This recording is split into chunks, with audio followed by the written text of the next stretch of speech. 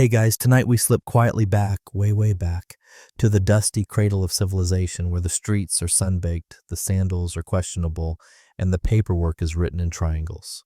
You're arriving in the ancient city of Ur sometime around 2300 BCE.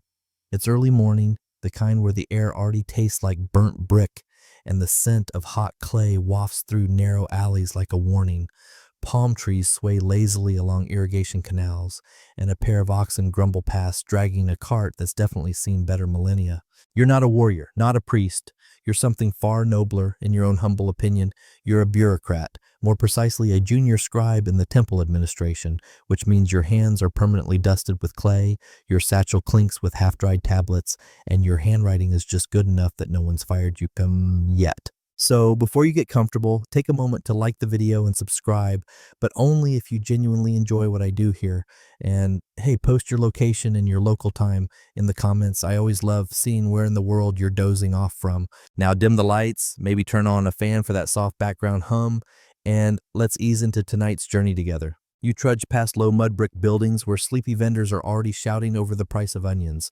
A goat tries to eat your tunic. You gently redirect it with a stern glance and a muttered curse that might translate to vegetarian thief. Above you, the ziggurat rises, immense and tiered, like someone stacked a wedding cake out of bricks and regrets. This is your workplace. Welcome to the temple complex. You make your way past guards in linen skirts and scribes arguing over whose clay stylus went missing. It's always someone else's fault, of course. You slip into the narrow scribe's entrance, ducking under a cracked lintel, and the air instantly cools, heavy with the damp scent of wet clay and stale incense. You inhale. That's the smell of bureaucracy. Your home. Your desk, if you can call it that, is a worn flat slab of stone that's somehow both too high and slightly tilted. There's a reed mat underfoot, a chipped water jug at your side, and a loyal stack of raw clay slabs waiting for your nimble hands. A junior runner delivers your morning assignments with all the enthusiasm of a man carrying plague tablets. You nod, groan slightly, and scan the top inscription. It's another grain requisition form from a District 3 canals over, filed by a man who once tried to pay taxes with a dog, of course. Historians still argue whether temple scribes had designated specialties like tax, trade, or goat counting, or whether you were simply expected to muddle through everything. Judging by today's pile, you're doing all three. The temple is a city within a city, and its records reflect that. Fields planted, oxen borrowed, fish salted, land leased, lawsuits settled, and sacrifices logged down to the last wiggly line. You feel more like a glorified clay wrangler than a writer. Still, there's a certain rhythm to it, a piece in the plop of stylus into tablet. You write, rotate, smooth, and scribe. You breathe. Every now and then, a supervisor strides past. They always look extremely busy doing absolutely nothing. One is dictating a formal message to a neighboring city, something about overdue tribute and a rather pointed remark about their priest's fashion choices. Another's berating a delivery boy for dropping tablets into the canal. That happens more often than you'd think. Outside, temple workers begin their chants. The soft hum of hymns echoes through stone walls, and the faint vibration blends with the scratch of styluses and the sighs of overworked scribes. Someone sneezes into a tablet. You wince. That one's ruined. You pause to stretch your fingers, which already feel like they belong to a much older person.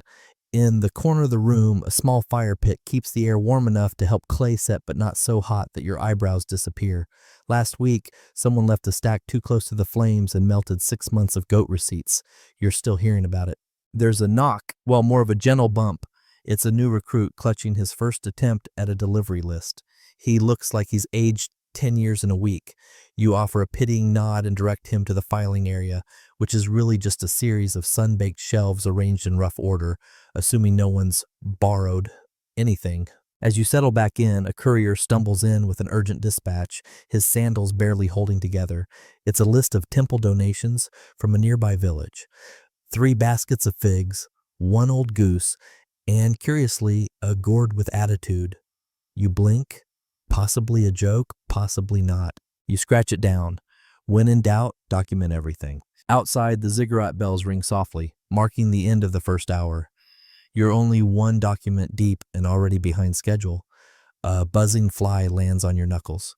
You swat it away with the grace of someone who once accidentally signed a shipment form with a palm print. Still, it's not all bad. There's a certain meditative quality to repetition. Stylus down, spin tablet, recheck symbol. You hum to yourself some half-remembered temple tune and try not to think about the dozen cattle rosters waiting just outside the door. Historians still debate whether the ancient scribes saw themselves as mere recorders or as wielders of genuine social power. After all, you decide what's written and what's accidentally misread later. There's a quiet satisfaction in knowing the system doesn't work without you. As mid-morning heat begins to filter into the room, the clay softens ever so slightly. You adjust your grip. The tablet in front of you lists 8 bales of barley, 5 of flax, and an unusually moody mule. You smile. That one's probably a joke. Probably. Your back aches, your stylus is chipped, but you press on, because paperwork waits for no one, even in the land between two rivers. You're up before the sun most days, but that doesn't mean you're particularly awake. The roof above your head leaks in 3 places, and this morning one of them decided to drip directly onto your ear. You groan, sit up on your woven mat, and swat at the mosquito that's been serenading you since midnight. Welcome to a scribe's morning in Ur. You shuffle over to a water basin, splash your face with something that may or may not still be clean, and stare at your own reflection in the gently rippling surface. The good news, you're not bleeding. The bad news, you still have to work. You tug on your linen kilt, adjust the fabric over your shoulders, and slip your stylus into its loop. That stylus is more important than you'd like to admit. Without it, you're just a guy with dirty hands. With it, you're a bureaucratic gatekeeper, one poorly etched wedge away from chaos. Outside, a chorus of roosters argues with a pack of barking dogs. The city is waking up. You step into the warm morning haze and make your way down the narrow streets. The scent of baking bread drifts from one corner. From another, the less comforting smell of yesterday's fish market lingers. You carefully sidestep a broken jug of dates fermenting into something suspiciously alcoholic. As you walk toward the temple complex, you pass a rival scribe's house. He's already out front, flexing his stylus fingers and pretending not to look smug. You exchange polite nods and equally polite loathing. He once claimed your tablet margins were chaotically artistic. You've never forgiven him. Your route takes you past street vendors hawking barley cakes, some sort of honeyed dough that gets stuck in your teeth for days, and a small boy loudly advertising morning rat pies. You sincerely hope that's a joke. When you reach the scribe quarters, you duck inside and immediately regret it. The air is thick with old ink, wet clay, and the unmistakable scent of anxiety. 2 scribes are already arguing over tablet formatting standards. One insists the date should be first. The other claims the client's name takes precedence. You're pretty sure they just enjoy the sound of their own voices. You make your way to your cubicle, or more accurately, your slab-shaped desk nestled between a pillar and a storage shelf. Your clay is waiting. It's always waiting. A pile of pale brown lumps, neatly stacked and slightly too moist. You check for spiders. There's one. You relocate it politely. Now begins the sacred ritual of warming the clay. You cradle one piece in your hands, rotating it slowly, pressing it gently to soften its edges. The room is still cool from the night air, but soon the heat will seep in and the clay will dry too fast. Timing is everything. You reach for your stylus and give it a testing poke into a scrap tablet. The point is still sharp, though the reed has started to split a little. You'll need a new one soon. Ideally, not the ones cut by that apprentice who somehow made every line look like a drunk mosquito had done it. And now, you begin. The morning tablet is a shipment request from a temple granary 2 districts over. It's been drafted by a junior assistant whose handwriting looks like he tried cuneiform for the first time while riding a camel. You squint, tilt the tablet, squint again. It says 4 sacks of barley, or 40 snakes of barley. Honestly, either's possible. You sigh and get to work rewriting it for legibility. You dip your fingers into a bit of water to keep the clay supple, then begin the methodical process. Press, drag, lift, repeat. Every wedge has meaning. Every mark can shift the entire intent of a document. You accidentally make one symbol too wide, pause, then scratch it out with your thumbnail and begin again. Historians still argue whether cuneiform evolved mainly for trade, religious record-keeping, or good old-fashioned nosiness. Whatever its origin, today it's your primary tool for navigating the absurd complexity of city life. From the hall outside, you hear a heated exchange over goat tallies. Someone has apparently lost 2 goats that were definitely there yesterday. Someone else is denying responsibility while loudly citing religious exemptions. You tune it out. You've got enough on your plate. Your mentor wanders past. He's old, smells faintly of wet linen and date wine, and is missing the tip of one finger, a warning from a careless moment during stylus sharpening, or so he claims.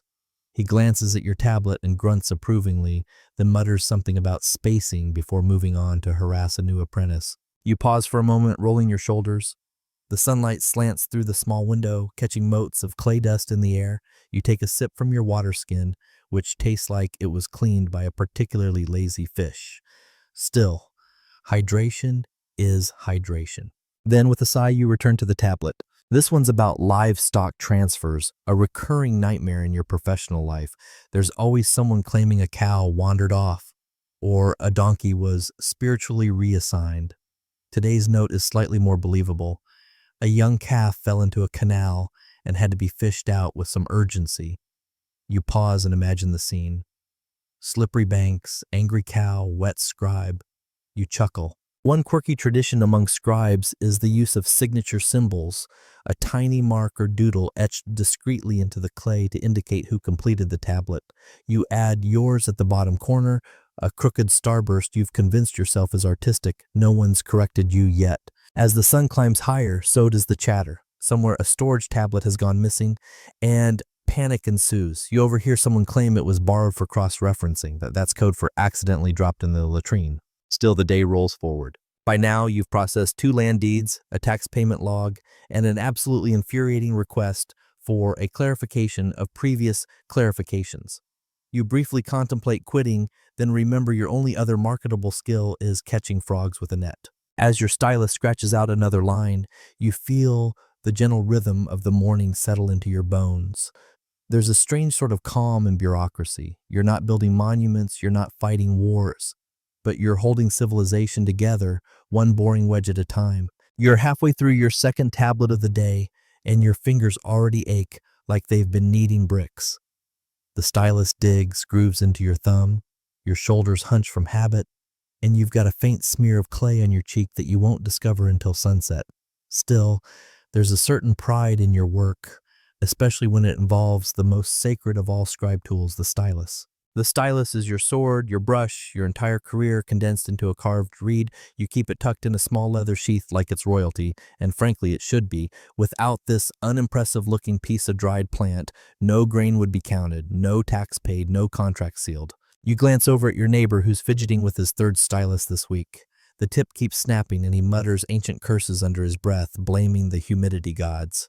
You offer him a spare with a quiet nod. He accepts with the reverence of a man receiving a holy relic. Today's task requires precision. You've been asked to copy out a receipt from a month ago, a record of a grain shipment from Lagash.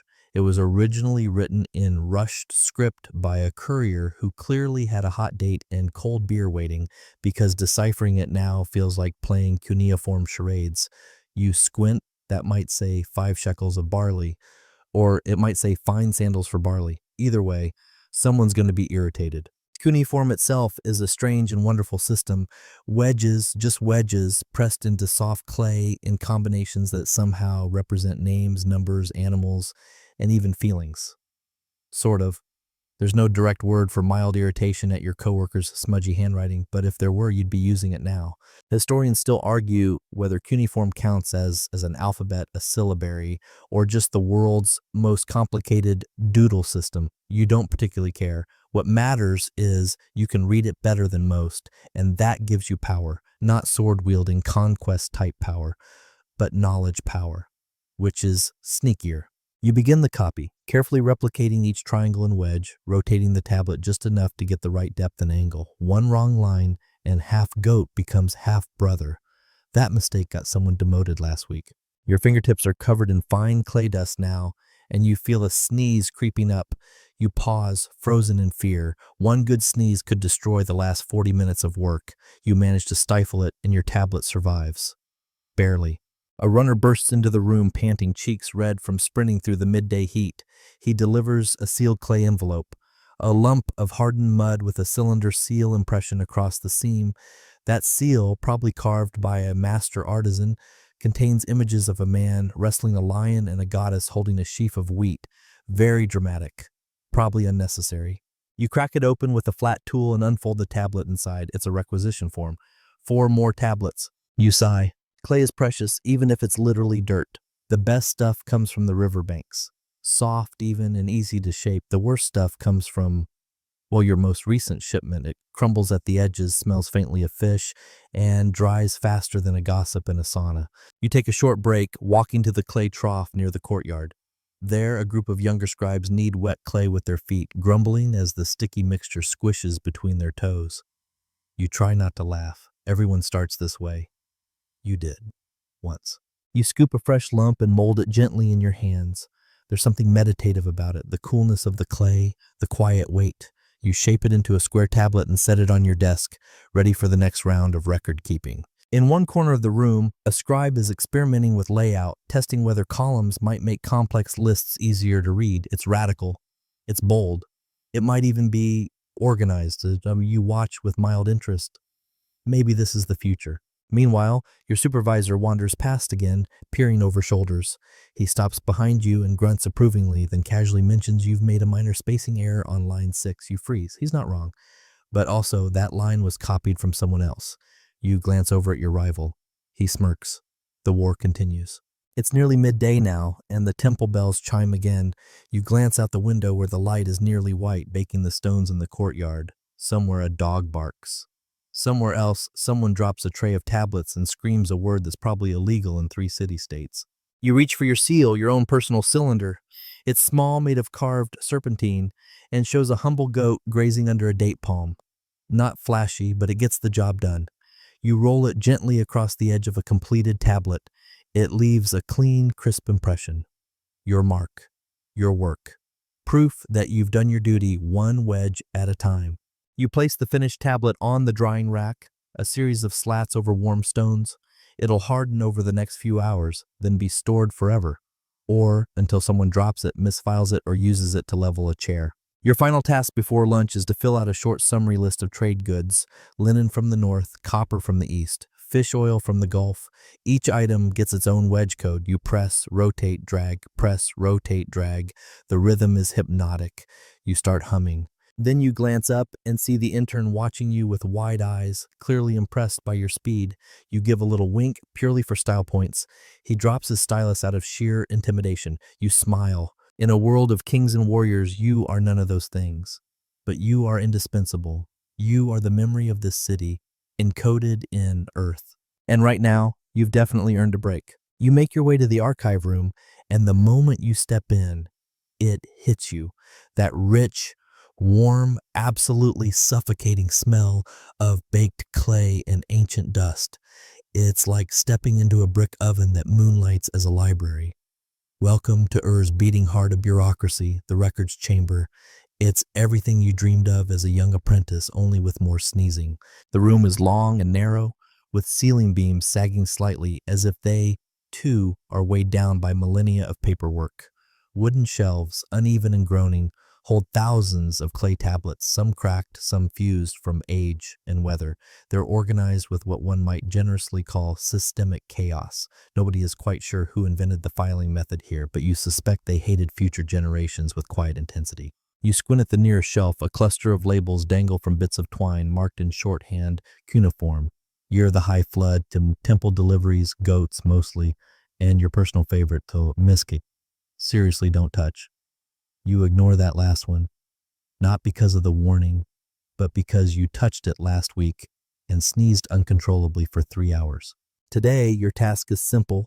Retrieve a grain inventory log from 3 summers ago. Should be easy. Should be, theoretically. The shelves stretch higher than a Sumerian's patience. And you, lucky you, get to climb the wobbly ladder made out of reeds and poorly restrained hope. You brace yourself and begin to ascend, each step creaking in protest. One of the interns steadies the base with the sincerity of someone who knows you might fall and take their promotion with you. You murmur thanks and reach the 3rd level, scanning the tablets. Your fingers run over the inscriptions, each wedge catching a bit of grit. Here it is, probably. You tug a squat palm-sized tablet from the stack, blow off a decade's worth of dust, and peer at the inscription. Inventory of grain and decorative radishes. You raise an eyebrow. Decorative radishes are new. You tuck the tablet under your arm anyway. If nothing else, it's worth a chuckle. There's something strangely charming about the archive. These tablets, chipped and faded, still hum with old voices. Contracts, prayers, inventories, gossip disguised as law. Each one a moment of life pressed into clay, left to bake in the sun, and now entrusted to your dusty fingers. Historians still argue whether archives like this were sacred repositories or just bureaucratic necessities. You suspect it was both. The scribes here walk the fine line between temple and office, half priest, half accountant. It's all very glamorous in theory. In practice, you're dodging ceiling leaks and angry lizards. You descend the ladder slowly, tablet in hand, and return to your workbench. Your fellow scribe leans over, squinting at your find. "You're sure that's not the radish inventory?" he asks. You deadpan. Radishes were a vital part of temple accounting. He nods solemnly. You both know it's nonsense, but it's too hot to argue. You begin the transcription. The original tablet was written in a tight, crabby script that looks like it was chiseled by a man with a grudge against legibility. You work line by line, sounding it out under your breath. Grain received, 80 shekels, storage, upper granary, scribe, Enlil Z. Oh, that guy. Known for smudging dates and once recording a payment in ghosts instead of goats. Easy mistake. As you work, an apprentice wanders in, carrying a fresh batch of clay. He stumbles, drops a tablet, and the air fills with that telltale crack. Everyone freezes. A small chip has broken off the corner. The tablet owner stares in silent agony. No one says anything. It's too late for apologies now. You tuck your own tablet aside carefully. Better safe than sorry. There's a pile of wooden markers nearby, thin sticks, with shorthand notes etched into the ends. These are the keys to the archive's system, if one can call it that. You slide one labeled grain receipts, early hot season, into the shelf slot where you'll file your new copy later. It might even stay there. The archive room quiets as the midday heat deepens. Outside, the air has turned syrupy and thick. You can almost hear the sun baking the mud bricks, the faint crackling of heat expanding ancient stone. One shelf creaks ominously. Everyone glances up. The intern inches away slowly, like a man who's seen too many storage collapses to trust wooden engineering. You rise and stretch your back. There's a low bench by the wall where you sit for a moment, tablet in lap, stylus balanced on your knee. You glance at an old wall carving, probably decorative, but no one's quite sure. It shows a man carrying a giant tablet on his back, followed by a goat. Is it symbolic? Is it satire? Is it someone's idea of motivational art? You smirk and return to work. The lines are simple, but the math isn't. Sumerians loved recording grain down to the last shekel, and the numerical system switches base halfway through. You take a deep breath, double-check the tallies, and pray to the goddess Nisaba, patron of scribes, not to curse your math. To your relief, it adds up. Probably. And if not, well, you're sure someone 3 centuries from now will find the error and mutter your name in irritation. Your copy is clean, your seal is rolled, and the tablet is set on the drying rack. Another piece of permanent memory, another brick in the wall of administration. You brush the clay from your palms and stretch, a long, slow motion that creaks more than the ladder. Outside, you can hear the clatter of trays, lunch is being served. You're tempted, but first, you return to the archive shelf and slide the tablet into place, decorative radishes and all. You've barely had time to admire your shelving finesse when disaster strikes. Not a fire, not an invasion, something far more dreaded in the ancient bureaucracy. You've forgotten your tablet password. To be clear, ancient Sumerians didn't use passwords the way you might think. No secret phrases like password 23 or I heart barley. But your tablet is sealed, officially, tied with a strip of rawhide and stamped shut with a cylinder seal that was yours, or rather, your other seal. The backup, the one you last saw 2 weeks ago at a drunken date beer tasting that got out of hand and ended in a regrettable impromptu poetry contest. You rummage through your bag, a stylus, 2 figs, half a receipt from last week's oil ration, and a lint-covered date pit that you don't remember acquiring. No seal. Your forehead meets your clay desk with a gentle thunk. Your neighbor leans over. "Lost it again?" he asks, amused. You nod slowly. "At least, this time I didn't drop it in the goat pen," you reply, trying to reclaim a shred of dignity. In Sumer, the seal is everything. More than a signature, it's identity, authority, and mild artistic expression rolled into one. No two are quite alike. Yours, modestly, features a series of date palms with a goat sitting under them, nibbling on a scroll. It's whimsical. It also tells others, "This is my document. I, the goat scroll guy, approve this message. You consider your options. 1. Try to fake the seal. Risky. You'd need a carved substitute, and the last apprentice who tried that ended up cataloging fish entrails for 3 seasons. 2. Ask your supervisor to reauthorize the tablet. That'll cost you an hour and some pride. Or 3. Try the oldest trick in the book. Oh, that seal, it was totally applied. Maybe it rubbed off. You pick option 2. The supervisor isn't in his office. Of course not. Instead, he's down in the courtyard, engaged in his favorite hobby, loudly lecturing pigeons. They're a metaphor, he once claimed, though no one is quite sure for what. You clear your throat and approach. Lost a seal, he asks before you can speak, not even turning around. You nod. He sighs. Again? Another nod. He waves you off and tells you to come back with the tablet after lunch. You thank him profusely, as one does when a minor deity grants mercy. You trudge back inside and slump at your desk. With time to kill and pride to recover, you busy yourself with a side project updating the temple's clay ID tags. Yes, Sumerians had ID tags, not the lanyard kind, but little clay tokens, often worn on cords or kept in drawers, that served to identify traders, messengers, and authorized officials. Some even had specific permissions baked into them, such as access to storage areas or permission to touch certain very important jars. Your job? Reinscribe a dozen of them with updated access levels.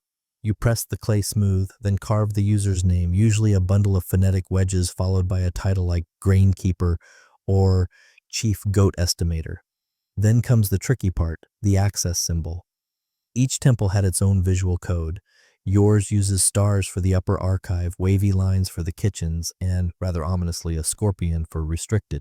You carve carefully, wiping your stylus on your sleeve every few strokes. The clay is good today. Moist but firm, like mashed lentils done right. You pause at one name, Lou Enlil Jr. Record Officer.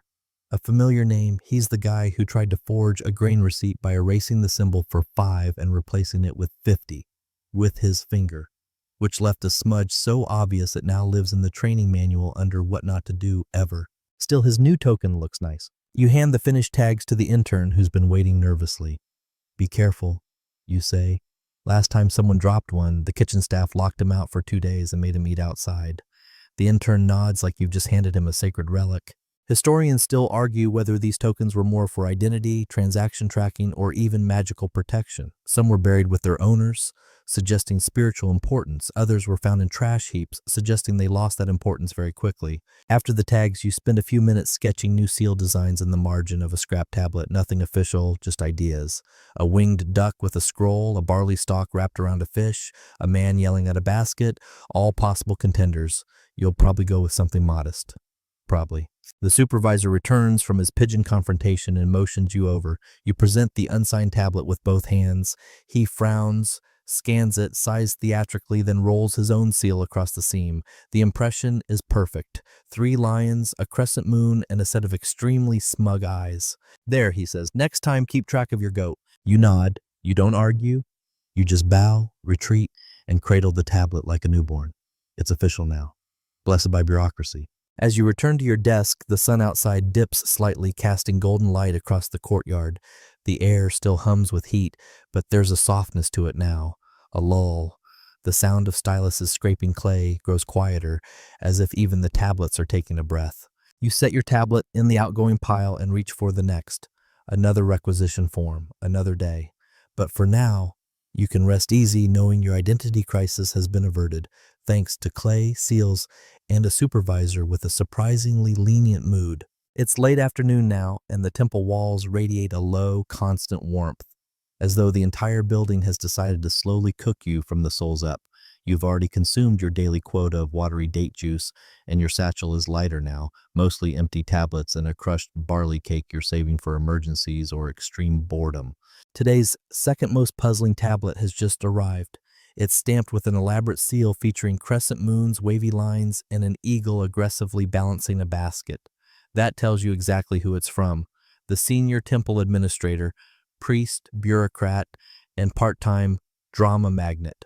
His name is Nanasin Idin. Yes, it's a mouthful, but so is every interaction with him. He's a high priest of the moon god Nana, and a firm believer that celestial alignment should determine barley quotas.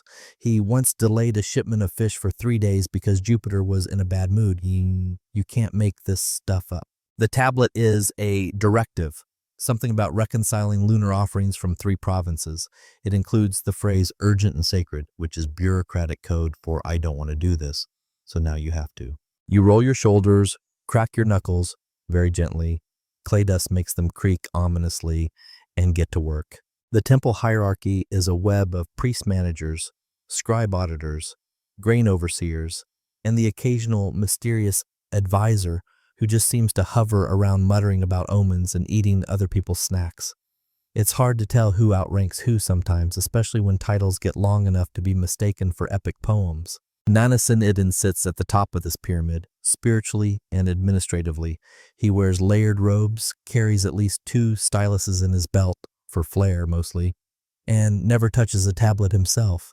That's your job. You translate his holy hunches into legally binding ledgers. Historians still argue whether these priest administrators were sincerely religious or simply used divine mandates to grease the wheels of policy. Either way, they knew how to weaponize a crescent moon. You begin compiling the records he requested, offerings sent by local governors for lunar festivals. Some are simple: jugs of oil, baskets of dates, a goat or 2 with the correct number of legs. Others are strange. One entry reads, 12 loaves shaped like swans, unsalted. You suspect someone took poetic liberty with their interpretation of acceptable tribute. To cross-reference everything, you need to consult the temple offering ledger, a thick, awkward stack of hard-baked tablets bound with twine and deeply embedded dust. You lug it to your desk and sneeze roughly 3 times before it even opens. Every time you touch this thing, your nose turns into a fountain. You skim the lines.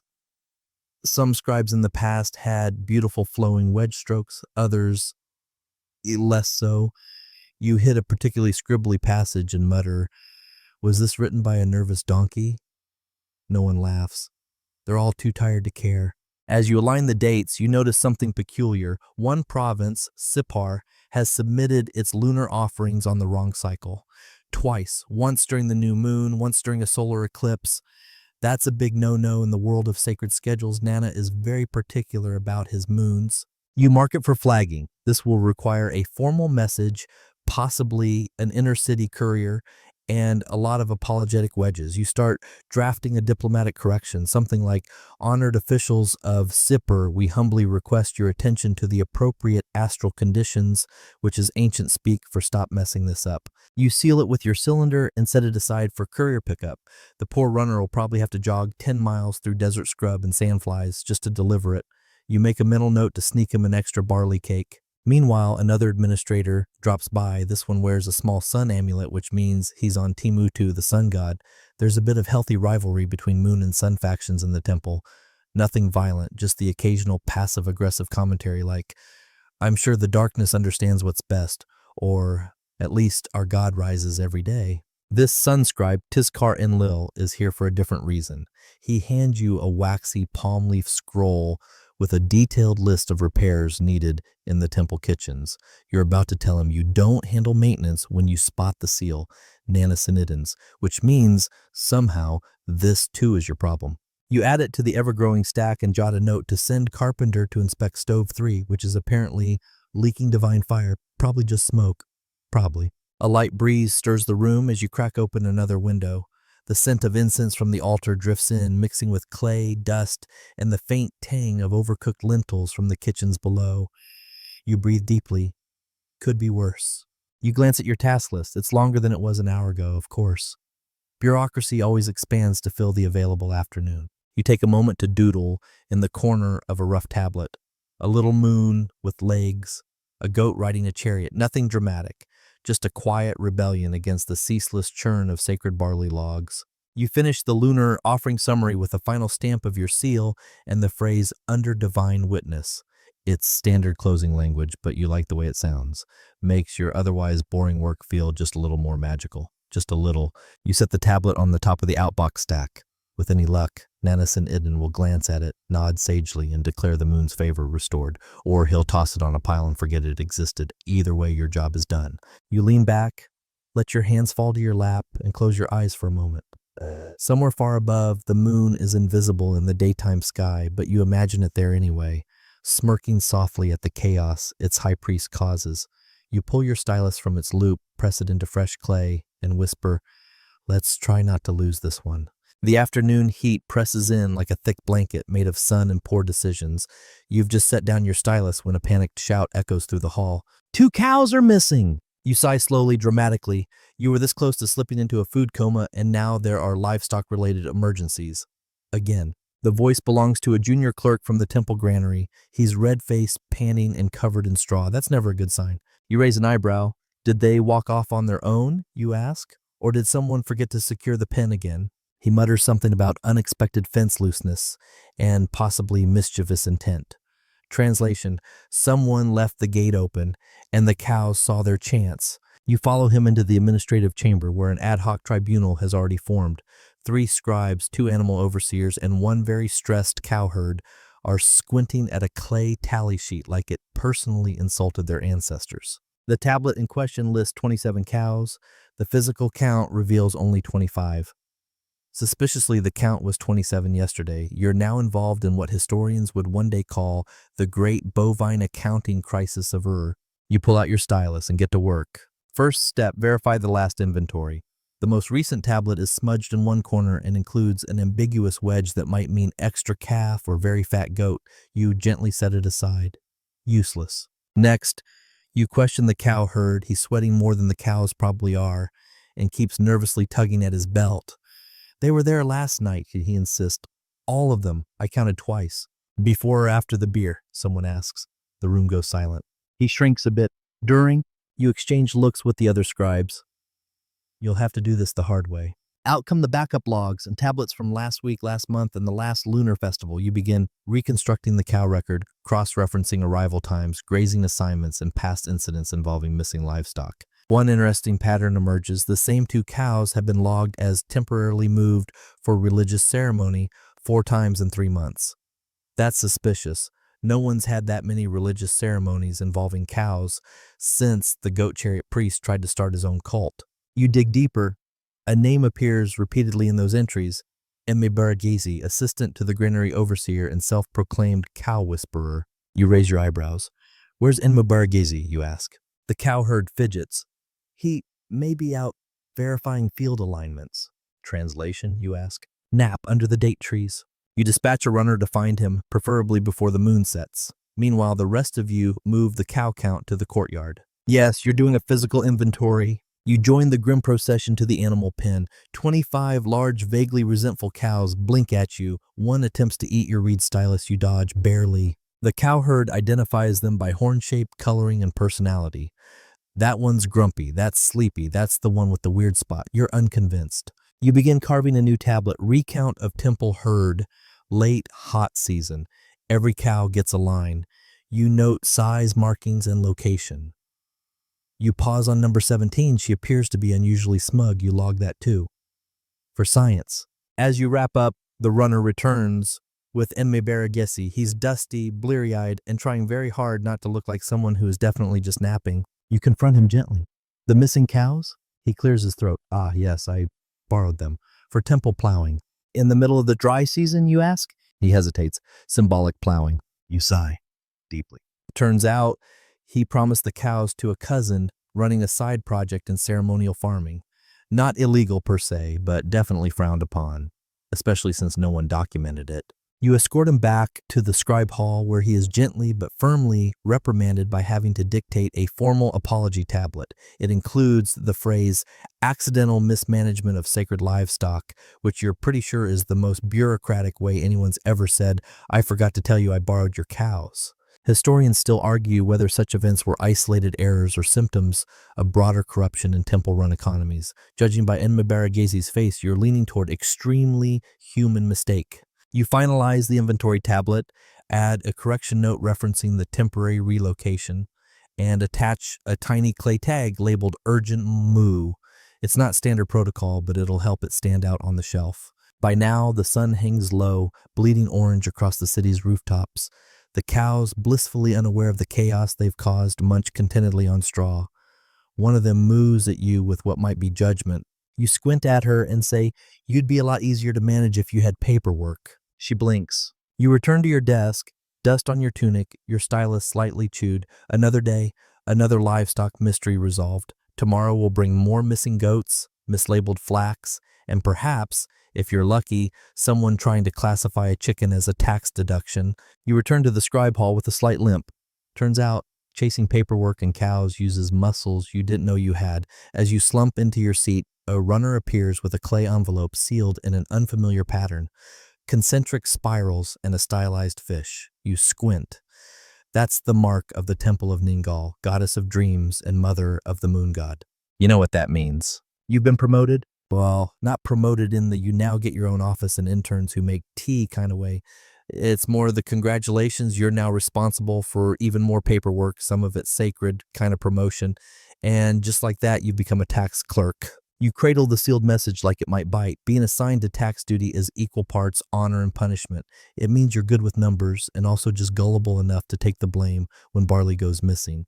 You break the seal and unroll the message inside, noting the shaky wedge strokes of a very rushed priest. The contents are clear, effective immediately. You're in charge of managing regional tithes for the upcoming harvest cycle. That includes barley quotas, goat tallies, flax deliveries, and the occasional miscellaneous tribute, which in the past has included things like a basket of cucumbers shaped like dolphins and a musical reed pipe carved by a man who'd clearly never heard music. You sigh and reach for a clean tablet. Time to get organized. Historians still debate whether these tax systems were centrally planned or mostly improvised by overworked clerks with a deep-seated need to please terrifying administrators. Based on the tangle of lists you're now staring at, you're leaning toward the latter. You begin your first task as a tax clerk, preparing the standard quota form for the district of Nibru. This district is notorious for submitting their harvest reports 2 weeks late and heavily rounded in their favor. One year, they claimed their barley fields had mysteriously tripled during a dry season. You weren't even mad. It was almost poetic. You start by carving a title, Barley Tithes, Nibru District, Early Harvest. Your wedge strokes are crisp, confident, even elegant. Promotion has its perks. You now have access to the good clay. The process is straightforward, if mind-numbing. You reference last year's tally, 83 shekels of barley, 11 goats, 3 rolls of flax, and a rather indignant cat that was not on the official list, but was somehow delivered anyway. This year, you'll aim for slight increases in accordance with temple estimates and your best guess at what won't cause open rebellion. Midway through, your concentration is interrupted by a whispered psst. It's Lugalder, the clerk you once shared an ink blotter with during a flood drill. He now handles waterway tariffs and owns exactly 1 pair of sandals, which he refers to as his formal footwear. You're doing tax now, he asks, peering at your work. You nod slowly. He raises an eyebrow. Watch out for Nibru, he mutters. They once paid their goat quota in goats that were already dead. You blink, barely noticed when he continues, until one of them fell over wrong. You thank him, add a discreet note to your tablet, inspect livestock personally. Soon, other districts begin to filter in their initial counts on cracked tablets, badly tied bundles, and one painfully damp package that smells like river weed. You line them up in rows, organizing by type, barley first, then livestock, then oddities. One such oddity, a bird cage, no bird, just the cage, labeled as symbolic fulfillment of bird tithe. You write that down. The gods apparently accept metaphors. Each quota must be double verified, first against last season's offerings, then against general temple expectations. You consult the master tablet from the year of the dust storm, which lists acceptable offerings in excruciating detail. 10 jars of oil unspoiled, 5 goats alert, 6 shekels of barley non-fungal, 1 carved wooden flute in tune.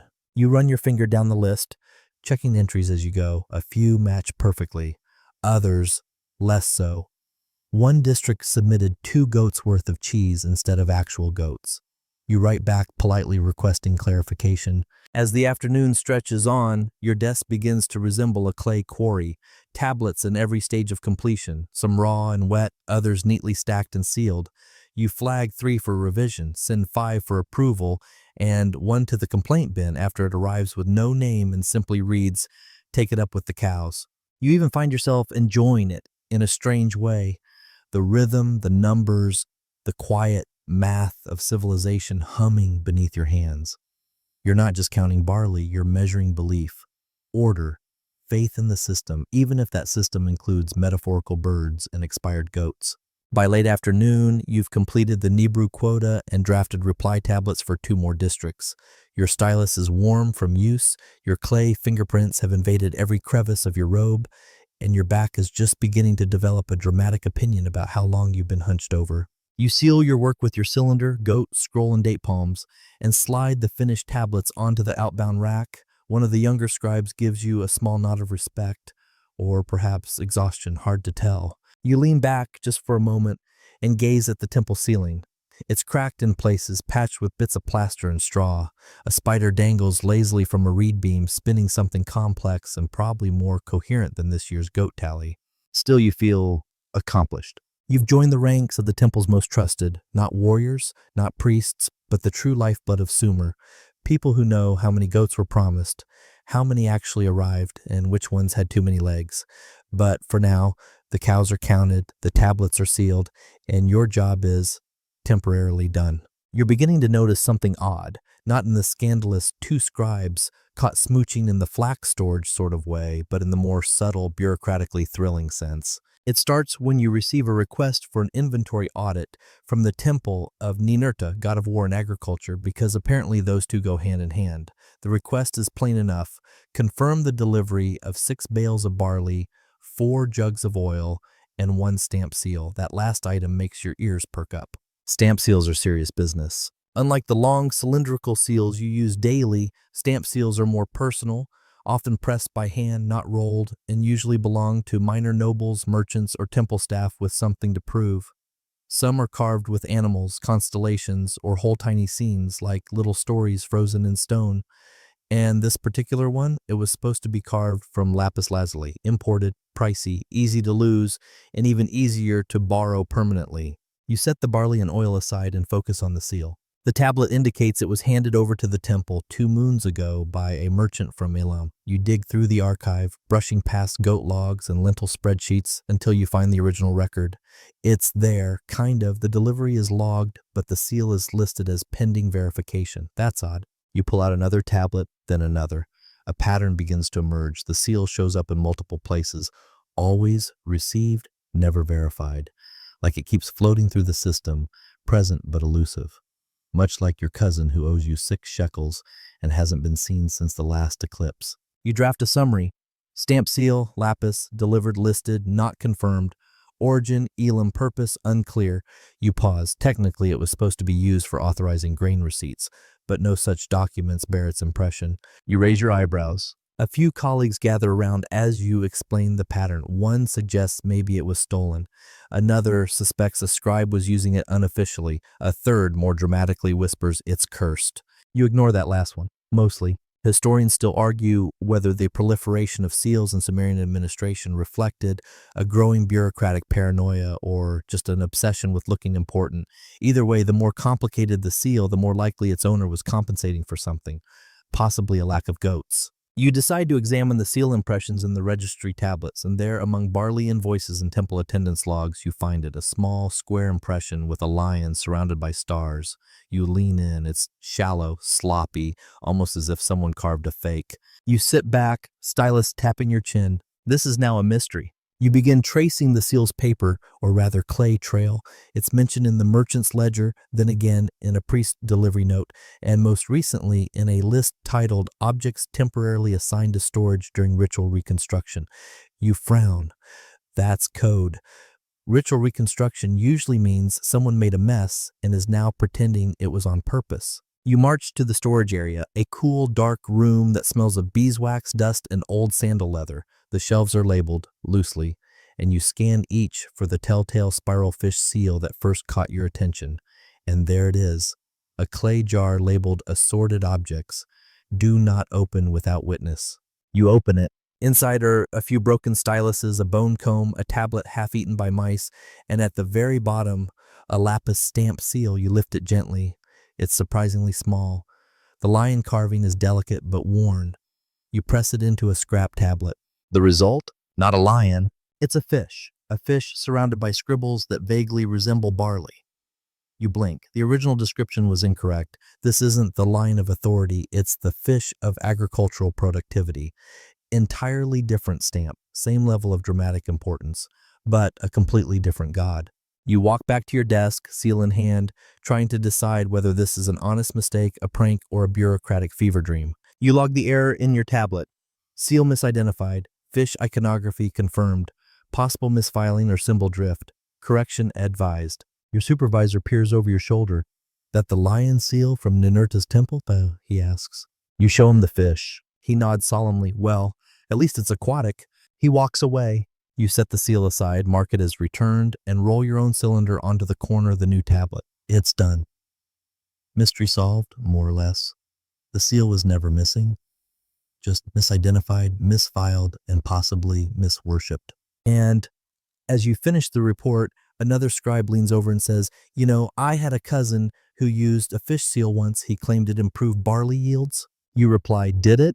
Absolutely not, but he felt better. You nod, that's the Sumerian way. The light through the window is soft now, slanting gold across your workspace. The air is still warm, but it's beginning to shift, late afternoon turning slowly into early evening. You return the seal to its new properly labeled shelf.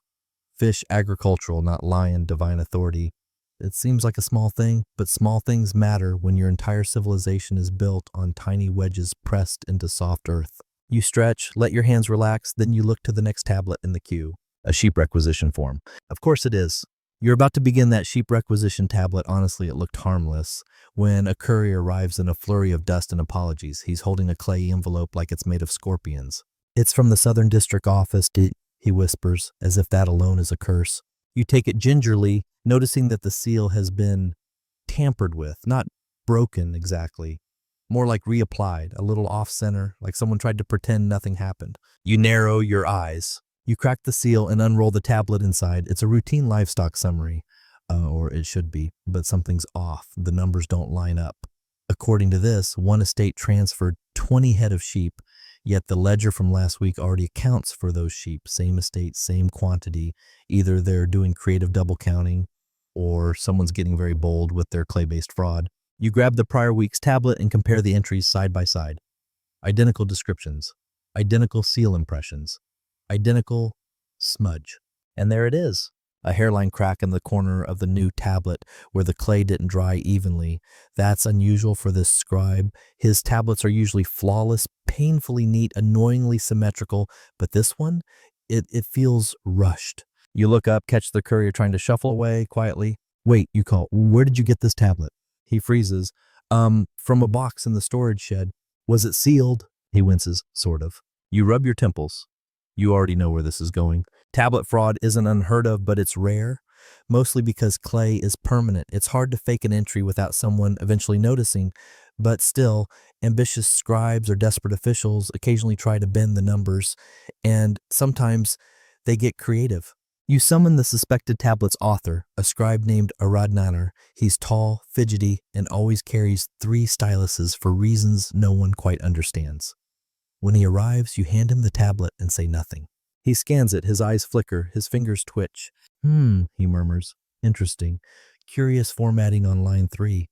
You say nothing. He coughs. Is this from this week? You say nothing again, which is honestly more powerful than yelling. Finally, he exhales. Okay, look, the original tablet was damp, it cracked. I tried to redo it quickly. You raise an eyebrow. Okay, he says again. I also accidentally added a few sheep. How many is a few? 6. You resist the urge to throw a stylus at him. And the seal? I borrowed someone's with permission, sort of ish. This is bureaucratic chaos in its purest form. Historians still argue whether Sumerian clerks had legal consequences for such actions or whether most infractions were smoothed over with apologies, corrective notes, and occasionally bread bribes. Today, you'll settle for corrective notes. You draft a tablet revision declaration noting the discrepancy, the correction, and the fact that Aradnanar is now required to have all his outgoing tablets co-signed for the next full lunar cycle. He agrees sheepishly, pun very much intended. You log the duplicate sheep issue in your master list of minor infractions. The tablet joins a growing stack labeled mildly unethical but not worth a trial. While you're at it, you run an audit of the Southern District's recent deliveries, just to be sure. And, oh look, there's a grain tally where the sum magically increases after the seal is applied. Impressive. You flag it and the unraveling begins. Turns out, There's a whole cluster of suspicious entries, not dramatic embezzlement. No one's trying to disappear with an entire temple's worth of goats, but more like little thefts of convenience. A few shekels of grain here, an unclaimed flax roll there. Slow, steady erosion. You start building a case, not a criminal one, this isn't your department, but an inconvenient facts report. You gather tablets, scribble notes, and track suspicious patterns. You even build a rough timeline. There's a definite peak in creative math during the Festival of Lamps, likely because half the city was drunk on date beer. You add that detail for context. To help visualize it, you sketch a crude graph in clay. Your first attempt at Sumerian data viz: horizontal wedges mark time, vertical wedges mark quantities. You even add tiny sheep symbols. It's surprisingly satisfying. Your supervisor passes by, peers at your work, and mutters, "We should charge people to look at this kind of thing." Then he continues on without explanation. Eventually, you submit your findings, a cleaned-up tablet titled Suspected Duplicate Transactions, South District, Barley, Livestock, Miscellaneous. You summarize probable minor fraud, recommend oversight increase, suggest quarterly audits or at least fewer wine breaks. That last part is crossed out, probably for the best. You seal it, file it, and inform Ered Nanar that his new desk is directly under the leaky corner of the archive. He accepts this punishment with admirable stoicism, only flinching slightly when a drip lands in his ink. And as you return to your desk, you find the sheep requisition still waiting for you, patient and dull. You glance at it, then mutter, "If even one of you turns out to be fictional, I'm switching to bricklaying." The sun is sinking fast now, casting soft shadows across your desk and turning the walls of the temple a sleepy golden brown. You stretch your back and crack your knuckles gently. No loud pops, just little creaks like tired branches on an old tree. It's time. You slide the tablet pile aside and pull out something sacred. Not a ritual relic or a formal decree. No, something far more powerful in your world. The scribe's coffee break. Okay, not literally coffee. This is Sumer, not Starbucks. But what you have is the next best thing, date beer. You shuffle over to the courtyard where a small group of fellow scribes has already gathered around a low stone bench. A clay jug sits in the center, beaded with condensation, surrounded by an offering plate of dry figs and slightly less dry gossip. You take a seat with a groan that says, "My joints remember the Bronze Age." One of the older scribes, a man named Lugal Emegi, hands you a cup. "Rough day?" he asks. You nod. "Duplicate sheep, counterfeit seals, and a rat tried to eat my stylus." He raises his cup, a classic Tuesday. The date beer is thick, sweet, and warm from sitting in the sun, but somehow comforting. It tastes like fermented raisins and minor regrets. You sip slowly, letting the molasses-like texture coat your tongue while your brain begins its slow descent into pre-evening stillness. Someone starts humming an old folk tune, something about a lost donkey and an unusually judgmental river spirit. You all join in, more for rhythm than melody. Your foot taps the dirt automatically. The cup is refilled. The clay jug sweats. Everyone exhales. And then the storytelling begins. Today's tale comes from an apprentice, barely 16 and still more clay than man. He launches into a dramatic retelling of the time he accidentally labeled a stack of grain receipts as sacrificial offerings. So, he explains, the high priest tried to burn them during the moon festival. There is silence, then laughter. You wheeze into your cup, nearly spilling the beer. Lugal Emegi nods slowly. You made your first bonfire entry. Welcome to the club. That's the thing about these breaks. They're more than just a moment to rest your wrist and recalibrate your sense of humor.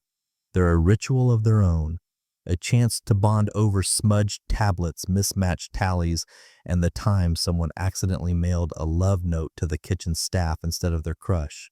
"They never returned my lentils," the original sender still laments. Historians still argue whether communal breaks like these were officially sanctioned parts of temple life or simply informal rituals that emerged from shared exhaustion. Either way, you cherish them.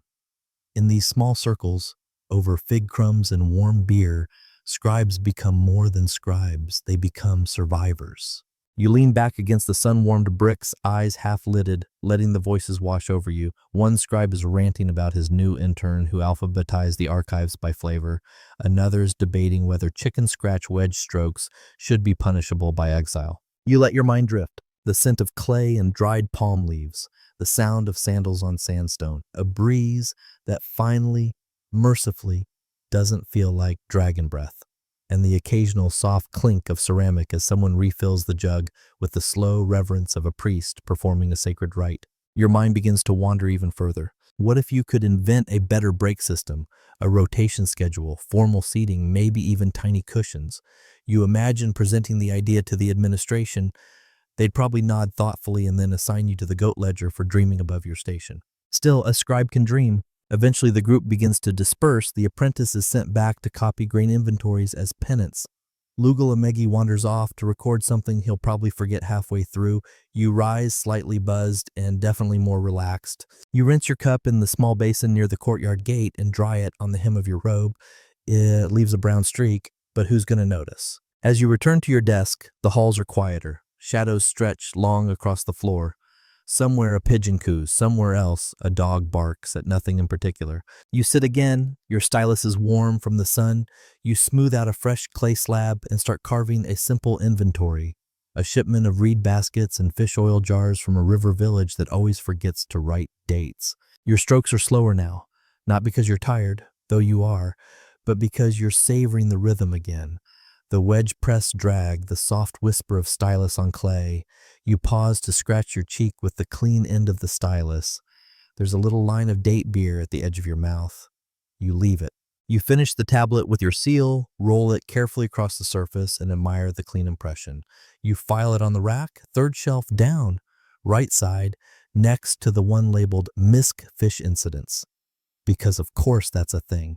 The light dims further and the bell chimes once, signaling the start of the evening record period. A final wave of tablets will arrive soon. But for now, you sit quietly, stylus resting in your palm, and breathe in the warmth of the clay, the faint scent of figs, and the lingering sweetness of the day's unofficial ceremony. The temple bells give a low, mellow clang, one long tone and one short. That sound marks the evening transition.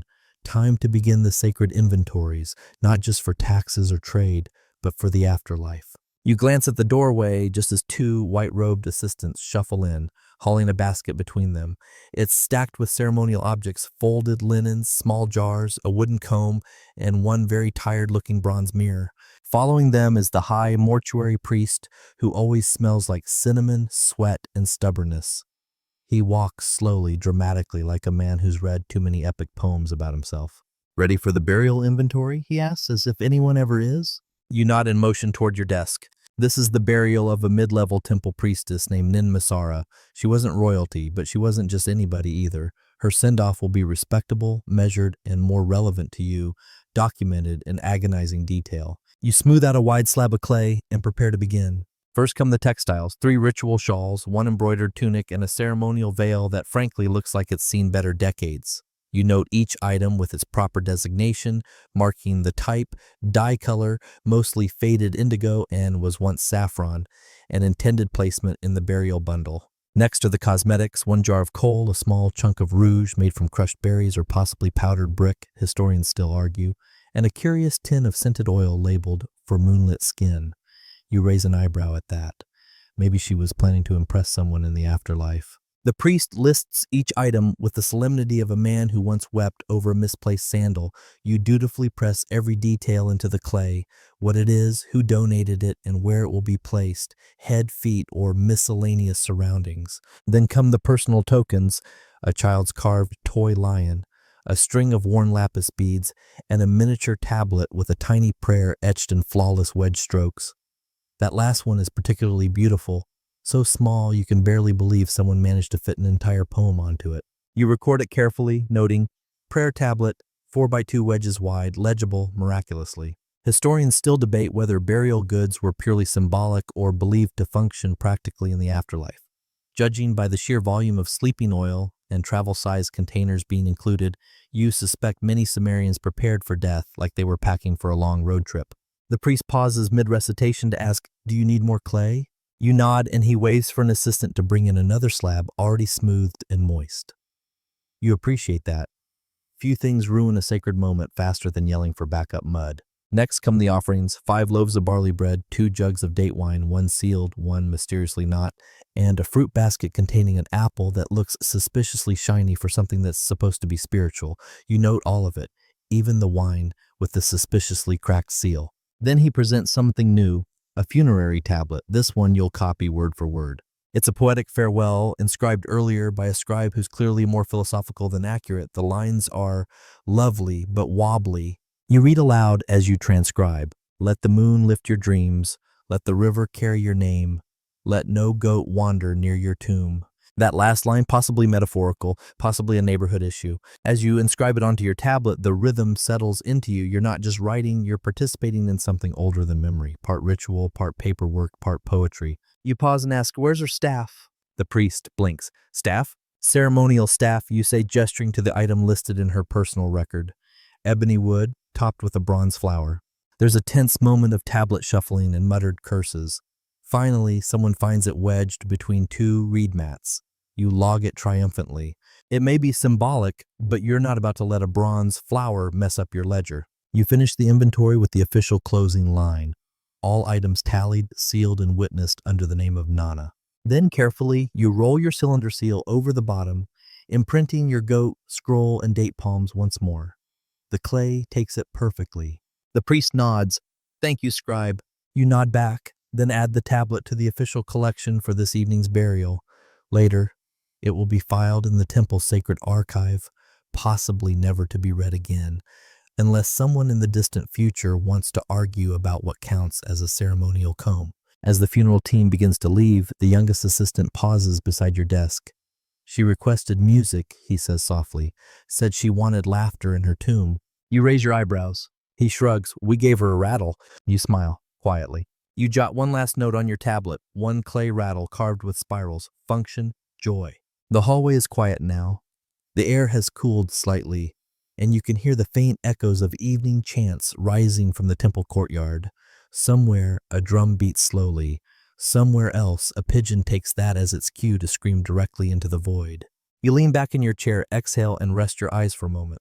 Today, you've counted grain, uncovered seal fraud, sipped warm beer, and now helped pack someone for eternity. You mutter to yourself, "Not bad for a Monday." The sun has officially dipped below the horizon, and a thick blue twilight settles across the temple. Oil lamps flicker to life along the stone corridors, casting soft, dancing shadows. The air smells of burning reeds, old parchment, and faintly of someone's forgotten dinner. You're halfway through organizing the evening outbox when something unusual lands on your desk. A love note. You stare at the little tablet. It's a dainty thing, smaller than your palm, neatly smoothed, edges rounded just so. It has that unmistakable air of someone trying too hard to be casual. Your eyebrows lift. You scan the top line, to the scribe with the ink-stained left elbow and the tragic handwriting. You glance at your elbow. Yep, ink-stained. You glance at your handwriting. Also, yep, tragic. You scan the rest of the message. It's clever, witty even. Something about divine geometry of your shoulder blades and how the angle of your wedge strokes haunts my dreams. It's romantic in a very scribe-specific way. You look around the room. Everyone appears busy, too busy, suspiciously so. One apprentice is blushing for no reason. Another pretends to be deeply engrossed in the goat incident log, which is frankly unreadable. You gently flip the tablet over. No name, no seal. A secret admirer. You laugh quietly, then sigh, because now you have to process it. Yes, even romantic tablets require documentation in a temple environment. Everything leaves a clay trail. And this one's going to raise eyebrows if it's filed under miscellaneous correspondence with a note that says romantic wedge structure, anonymous sender. You begin crafting a reply, not to encourage them necessarily, but to clarify a few things.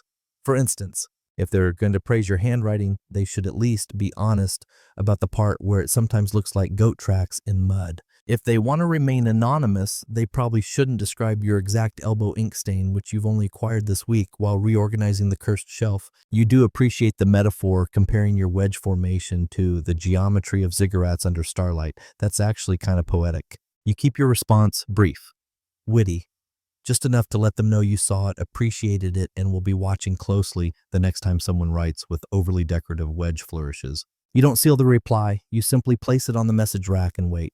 Historians still argue whether romantic exchanges between scribes were common or frowned upon. Some point to entire love poems preserved in tablet form, while others claim that most scribes were too busy counting sheep, literally, to notice one another. Judging by today's events, something was clearly going on between the clay slabs.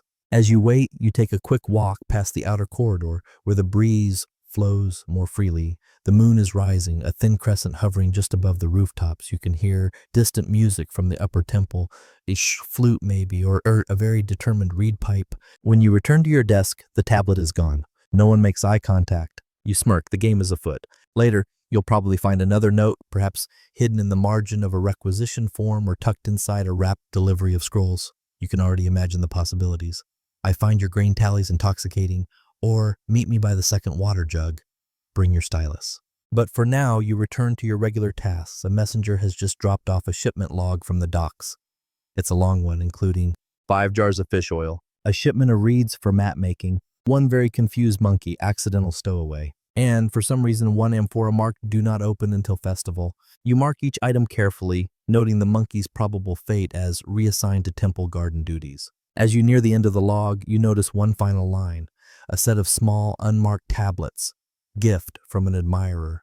You pause. Your ears turn red. You quickly cross out the line and scribble MISC, instructional materials, undesignated origin instead. Someone is having fun. You don't know who yet, but the wedge strokes are too tidy, too rhythmic, probably someone with senior training, possibly someone who saw you spill ink on yourself 3 days ago, possibly someone who heard you humming during inventory yesterday and decided that was endearing.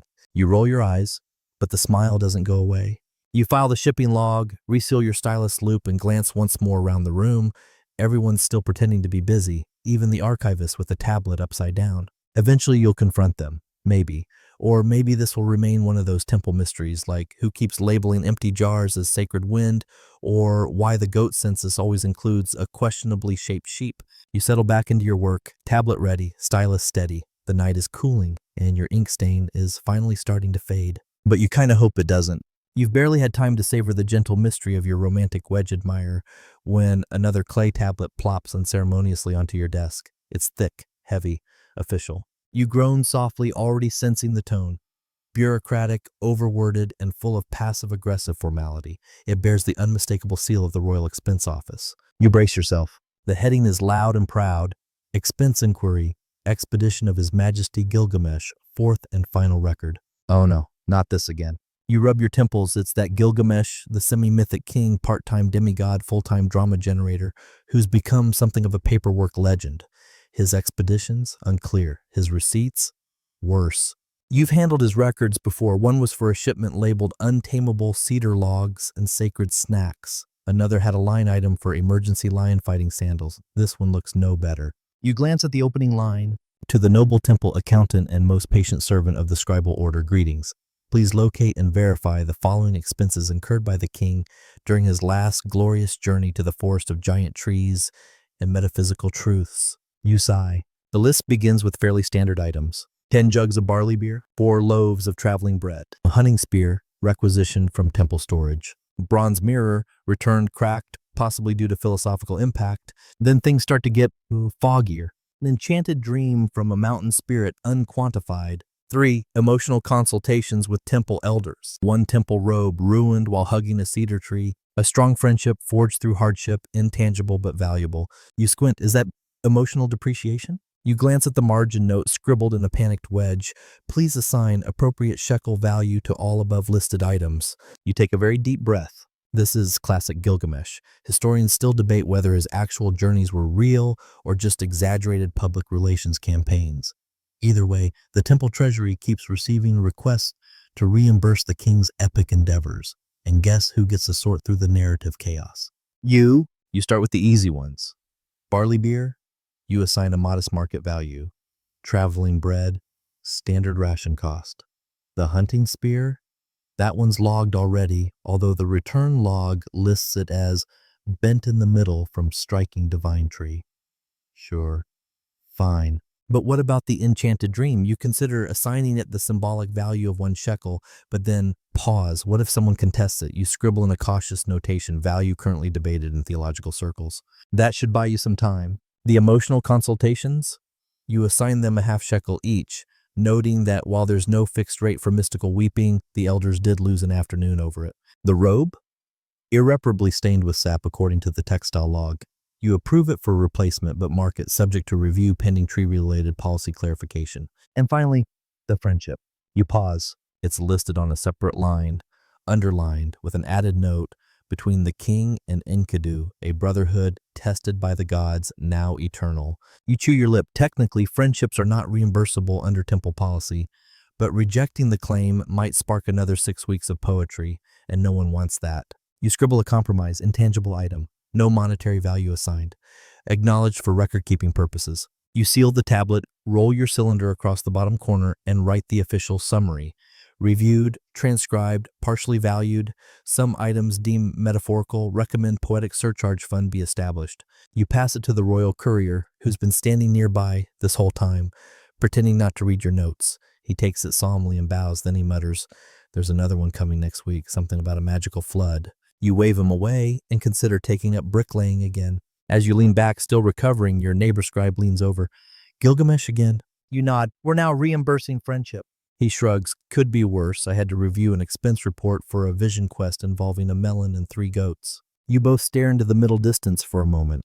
And then, with the silence only a long-suffering office can produce, you both return to your clay. Outside, the moon has risen higher. The stars blink lazily behind wisps of nighttime clouds. The air is cooler now, and the oil lamps flicker like sleepy eyes. Somewhere down the hall, a scribe lets out a soft chuckle. Maybe they too have found a poetic invoice. You pick up your stylus again. The next tablet in your stack, it simply reads, "Please reconcile charges for divine incense." You mutter, "How do you even measure that? By weight? By transcendence?" No one answers. So you just start writing. The tablet arrives with an audible plop. Fresh, dense, and slightly sticky around the edges, which is never a good sign. This one's marked urgent in unnecessarily large wedge strokes. You recognize the seal, the temple kitchen. You groan. Urgent messages from the kitchen are rarely about actual emergencies.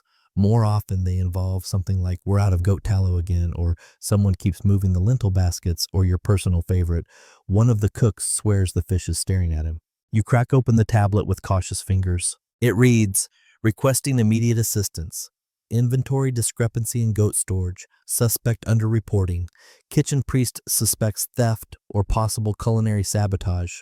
You blink. Culinary sabotage. You grab your stylus and trudge toward the temple kitchens. The heat hits you first. Even at night, the ovens radiate like miniature suns. The air is thick with the smell of baked barley, onions, and something vaguely charred. It's bustling. Cooks scurrying, assistants chopping roots, and one man fanning a fire like he's trying to contact a god through smoke signals. The kitchen priest waves you over, his face red and shiny. "It's the goat logs," he hisses. "We're missing at least 2. I've checked the butcher's list, the salt curing room, and even the stew jars." Nothing. You frown. "Oh, stew jars?" "Big ones," he clarifies. He hands you a crumbling inventory tablet dated from 3 days ago. It lists 8 goats delivered for ceremonial feasts. The new tally shows only 6 accounted for. He points to a crude drawing someone etched in the margin of the new log, a goat with an X over it. "Mockery," he growls. "Someone's laughing at me." You begin the audit. First, you check the cold room, which is not actually cold, just slightly less hot than everywhere else. It's packed with sealed clay jars, dried meats, and the faint hum of questionable preservation techniques. 2 goats are there, salted and wrapped. That matches the newest entry. You check the main butchering room, 1 goat halfway processed, another being prepped with a spice rub that smells suspiciously like last month's sandal wax. "Are you marinating that in—" You begin. "Don't ask," says the cook. That's 4 accounted for. Then comes the temple feast preparation tablet, a separate record maintained by the head cook, who is both enthusiastic and wildly creative with his wedge strokes. You decipher 1 goat offered to the gods, burned ceremonially, 1 designated for the high priest's supper, and 1 unaccounted for. You raise an eyebrow. "Where's this last goat?" The kitchen priest looks at the assistants. One looks away, another coughs. Finally, the youngest mumbles, "We think someone took it, possibly Tizkar." Tizkar is the assistant butcher, known for being slightly too fond of sample cuts. You once caught him gnawing on a leg of lamb in the archives, claiming it was for spiritual focus. You send a runner to find him. While waiting, you double-check the ceremonial logbooks.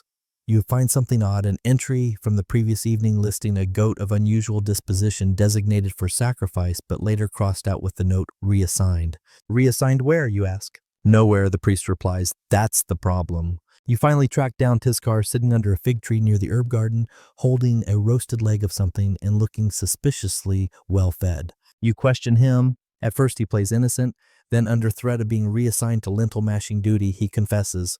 I didn't steal it, he protests. It was going to be thrown out. You blink. A goat thrown out? It was fussy.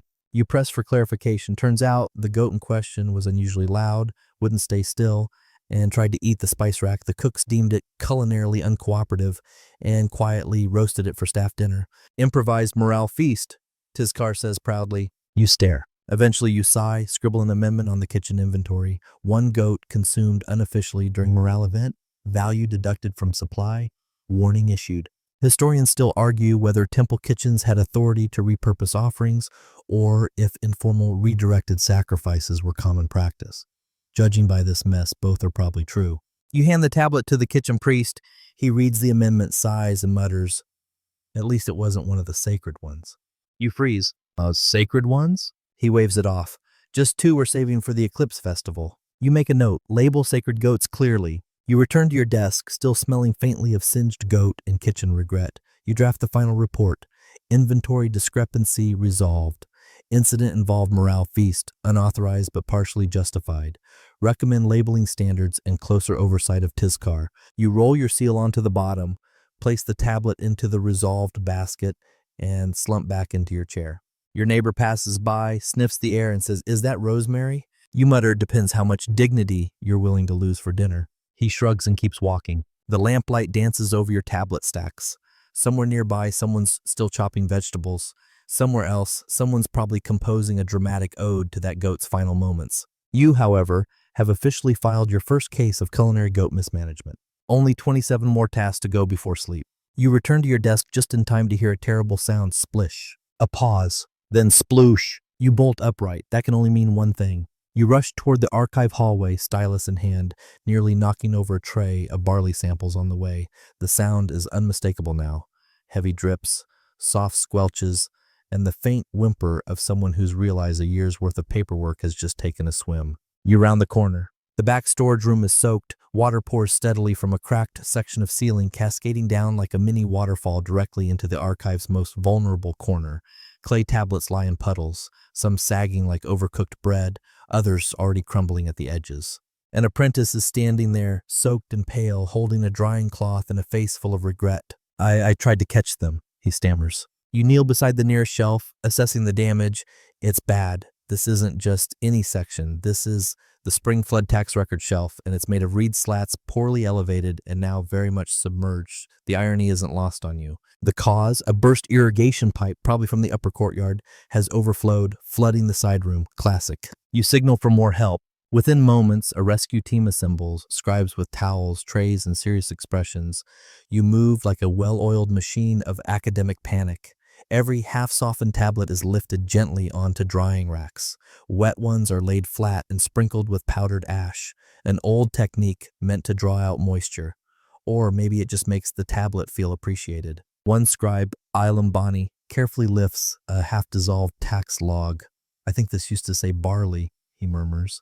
You peer over, or barely, either way it's ruined. He groans. Historians still argue how often these kinds of disasters struck ancient archives. Fires were rare, but flooding? Oh, flooding was frequent, especially when you store your civilization's memory in sun-dried dirt blocks. You start organizing what can be salvaged. Some tablets are still legible. Others have become artistic blobs. A few are now unintentionally blank, nature's way of saying, try again. You draft a flood damage report, beginning with the formal line. On the 5th night of the waxing moon, an uncontrolled water release occurred in Archive Chamber C. You try very hard not to write someone left the gutter unpatched again, didn't they, Marutu? But the temptation is real. You assign scribes to triage, drawing, reinscribing where possible, and logging which tablets are completely lost. One junior apprentice whispers, should we make up the lost records? Everyone freezes. You look at him like he just suggested sacrificing a librarian. No, you say very gently. We don't invent taxes. That's how wars start. He nods, terrified, and retreats. Outside, the stars twinkle brightly, offering absolutely no assistance. Back inside, someone suggests using the emergency backup tablets. You blink. The what? You're led to a small, mostly forgotten shelf tucked behind the ceremonial food logs. There they are.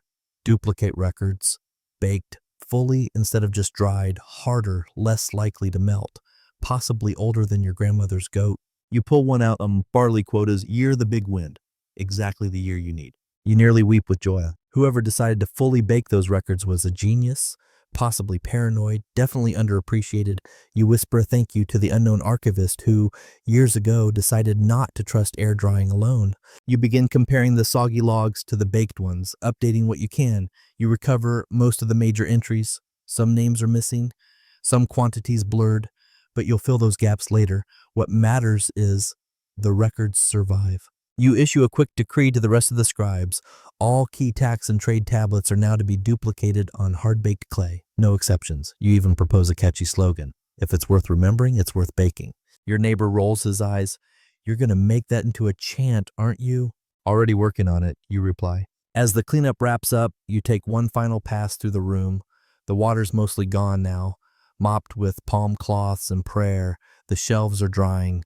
The damaged tablets are laid out gently like patients after a long, damp battle. You pause at one, an especially warped mess. You turn it over. Someone had doodled a flower in the margin. You smile and note, possibly important, possibly just sentimental. As you step back into the hall, you make one last entry in your tablet. Flood occurred, records saved, recommend inspection of ceiling joints before rainy season.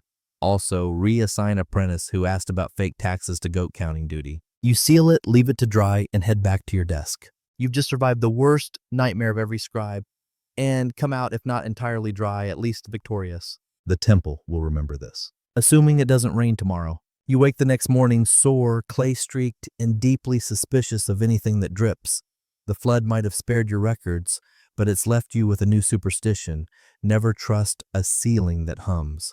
And today, just as your stylus dries and your back starts to unclench, the royal inspectors arrive. They don't announce themselves with fanfare, no trumpets, no glittering chariots, just a gentle tap-tap of reed, sandals, the glint of polished seals, and that look of someone who hasn't smiled since the last eclipse. There are two of them, one short and silent, the other tall and overly expressive. Both wear identical robes and carry identical tablets, bureaucratic twins, the kind who write in tandem and judge you with their eyebrows. Quarterly ledger review, says the tall one, cheerfully grim. You inhale slowly, of course. You scramble to gather the necessary documents.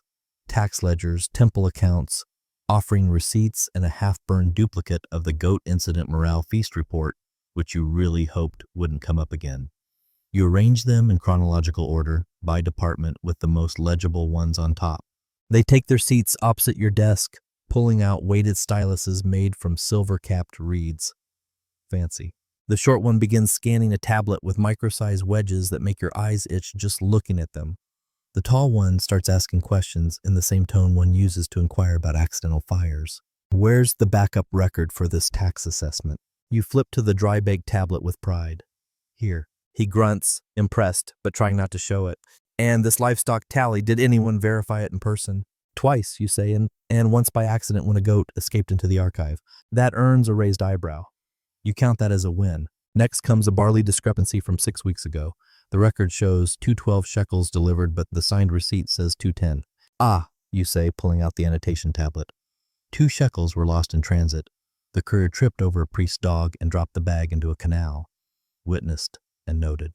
Dog's name? Asked the short inspector without looking up. You blink. Biscuit. They nod, as if that explains everything. Historians still debate the power wielded by royal inspectors. Some claim they were glorified tallymen, others say they acted as extensions of the king himself. You're not sure which is more terrifying. Either way, you've learned it's best to be overly thorough, painfully polite, and always have a backup copy hidden in your tunic. The inspection continues. They ask about the use of sacred ink in non-sacred documents. You deny all knowledge. The reclassification of 6 goats as spiritual mascots, so you cite morale needs, and one extremely creative expense report involving sandal repairs divinely mandated. You're sweating slightly now, your tunic is sticking to your back, and you're fairly certain the taller inspector is silently counting the number of spelling errors in the margins. Then comes the moment you've been dreading, the cylinder seal audit. They unroll a wax cloth and begin matching seals to entries. Yours is easy. Your goat and scroll motif is clear and recognizable even with last month's minor chip. But others? Not so much. One seal is completely illegible. Another shows a man shaking hands with something that might be a fish. You try to keep a straight face. Then comes the duplicate goat issue from 2 days ago. The inspector reads the tablet carefully, eyes flicking to the corner note. Goat counted twice due to remarkable resemblance. He sets the tablet down slowly. You brace for impact. Instead, he simply says reasonable. You exhale with enough force to move a nearby reed scroll. Finally, after nearly 3 hours, the review concludes. They whisper to each other for a moment, stylus is clicking. Then the tall one turns to you. Your ledgers are acceptable. You pause. Acceptable? Yes, minor errors, adequate recovery procedures, a slightly eccentric formatting, but legible. You beam, the short one adds, and your handwriting's improved since last season. You blink. You were here last season? Neither answers. They simply rise, gather their tablets, and exit in a perfectly synchronized turn. You sit very still, letting the silence settle around you like a blanket woven from pure relief. You survived a royal inspection. You lived through a full audit, defended a ghost goat, and even managed to make Morale Feast sound official. That deserves a reward. You pull out a tiny smuggled fig cake from your desk drawer. It's slightly squashed, a little dusty, but tastes like pure victory. As you chew, your neighbor leans over and whispers, "Did they catch the thing about the fish invoice?" You freeze mid-bite. What fish invoice? He grins. You throw a crumb at him. Outside, the wind has picked up slightly, rustling the palm leaves in the courtyard. The city glows in quiet gold and pale stone. Pigeons roost on the temple edge, cooing like tiny, judgmental accountants. You stretch your arms, roll your neck, and let your mind go blissfully blank for one luxurious minute. Then, from the far end of the hall, a junior scribe calls out, "Hey, who filed the incense report under flavor profiles?" You don't move, you just smile to yourself. Let someone else deal with that one. You've earned your fig cake. You're hoping for a quiet hour after the royal inspector's departure, a little time to tidy your desk, maybe whisper sweet nothings to your stylist, perhaps even pretend you're caught up on your work. That hope dies immediately when your supervisor appears in the doorway. He says 4 words. The barley counts off. You blink. Off how much? He says one more word. Completely. You clutch the edge of your desk. The great account reconciliation is here. It happens twice a year, a full recalculation of temple supplies, offerings, taxes, and anything else that might have been dropped, miscounted, or stolen by particularly ambitious rodents.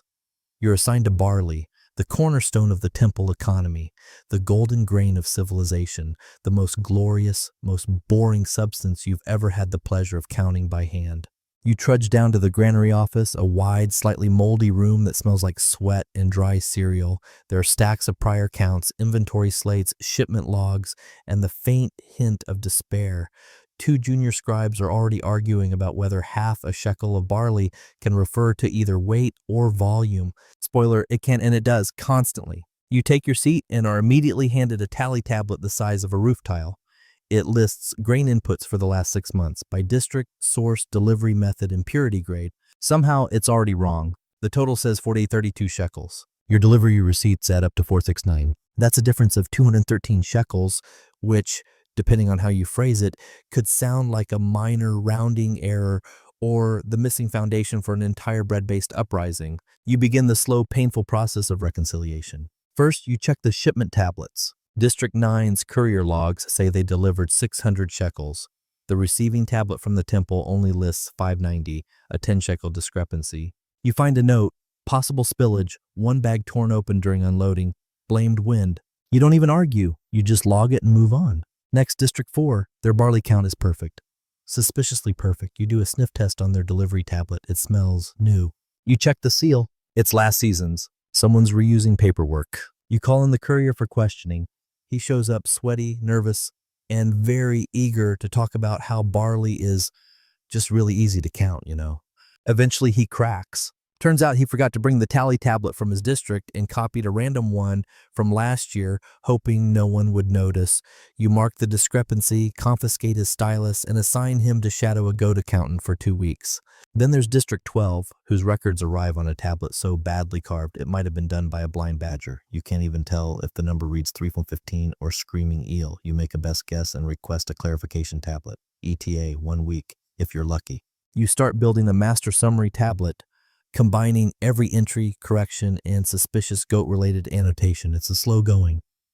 Each section has to be precisely spaced, sealed, and stamped. No room for error. You don't want to be the scribe responsible for claiming the temple received 40 shekels of barley when it was actually 40 sacks of beetles. That did happen once. No one ever forgave the beetle guy. The room gets warmer as the night deepens. You strip off your outer tunic, roll up your sleeves, and mutter to yourself while carving numbers like they're the names of your enemies. By hour 3, you've developed a mild headache, a stronger loathing for District 4, and a very personal connection to the number 1007. You don't know why, but it feels important. Your neighbor, equally tired, slides you a tablet with a message, "Still alive, blink twice." You blink 4 times. He nods solemnly. Historians still argue whether these reconciliation efforts were done regularly or only after disasters, floods, thefts, suspicious disappearances of goats. In your case, it seems to happen every time someone tries to get clever with decimal wedges. Finally, mercifully, you identify the last discrepancy. A record from the temple brewery listed a barley outflow of 212 shekels. The brewery receipt only lists 200. You investigate. Turns out, a portion of that barley was bartered with a passing merchant for a cartload of dried figs. No one documented it. Why? Because according to the brewmaster, you can't drink barley, but you can trade for snacks. You write it down. Final summary. 213 shekels unaccounted for, 10 due to spillage, 13 due to unreported fig barter, 90 from duplicated, outdated, or otherwise sketchy tablets. You revise your master count, document the causes, and complete the reconciliation tablet with a closing line. Final total accepted under administrative review suggests increased oversight and fewer figs. You press your seal in with extra force. You lean back. You've just reconciled one of the most tangled, inconsistent, barley-soaked record clusters in temple history, and you did it while itchy, underfed, and still recovering from ceiling trauma. You glance at the wall where a small spider weaves a web between 2 cracked shelves. You nod at her. She's doing paperwork too, in her own way. You're halfway through scratching your shoulder with a stylus, gently, it's not exactly ergonomic, when a familiar voice pipes up behind you. Guess what I invented? You don't have to turn around. It's Ernagar, your colleague and chaotic genius. He's the sort of scribe who once tried to inscribe poetry on a lintel and once used 2 styluses at once for symmetry. Naturally, this can go only one of 2 ways. Either he's broken something sacred or he's created something deeply annoying and possibly brilliant. I'm going to regret this, you say, turning to face him. What is it? He grins and holds up a fresh clay tablet, oddly wide and neatly lined. Across it, for the first time ever in your scribal memory, is something that resembles a grid. You blink. What am I looking at? A barley accounting table, he says proudly. Rows, columns, organized entries. I call it, wait for it, a spread tablet. You stare. There are headers. There are subcategories. There's even a key symbol for total carried forward. You whisper, "You've invented the spreadsheet." He beams. You hate how much you love it.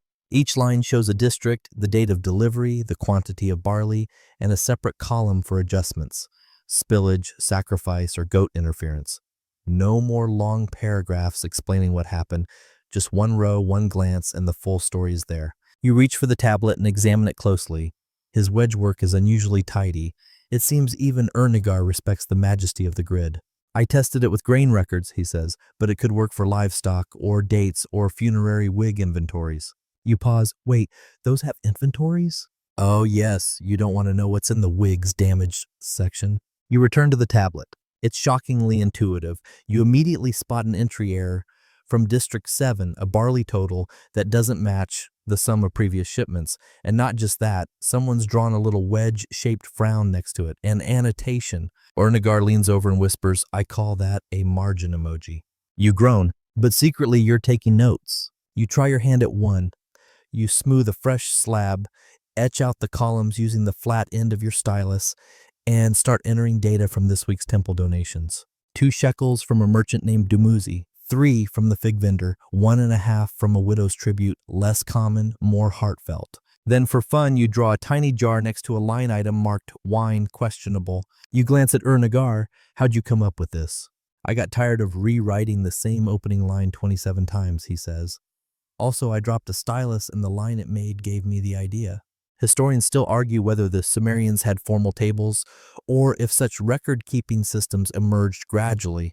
But you know, in this moment, you're witnessing a quiet revolution in temple documentation, not with fanfare, not with bronze trumpets, but with a gently scratched column header, "Total goats, live." Word spreads quickly. By late evening, 3 other scribes are trying it. One apprentice creates a calendar of temple offerings using grids. Another adapts it for recipe tracking in the kitchens. 1 row per soup, he explains, dead serious.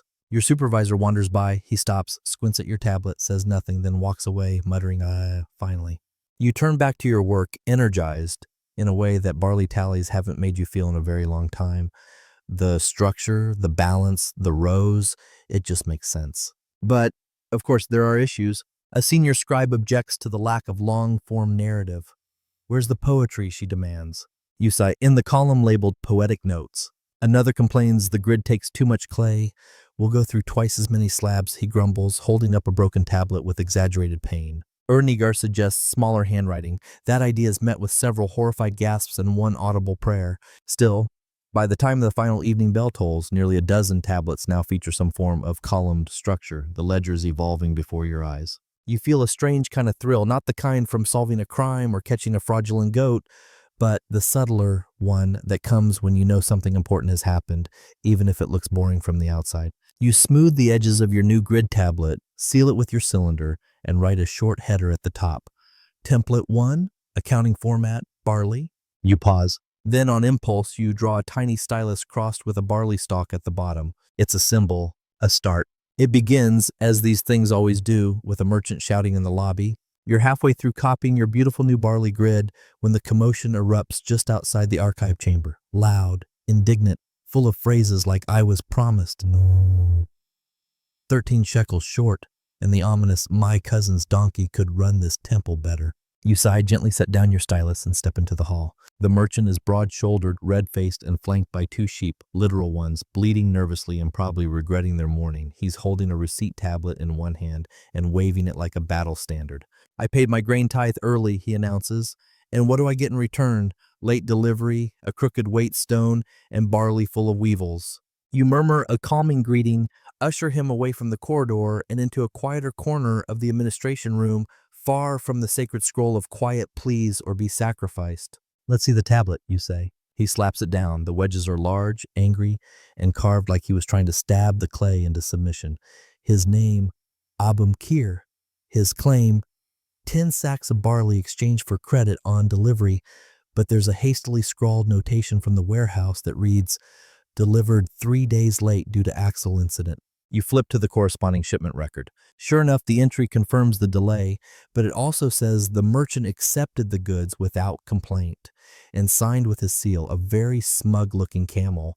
"Your seal's right here," you point out. "That was my apprentice," he snorts.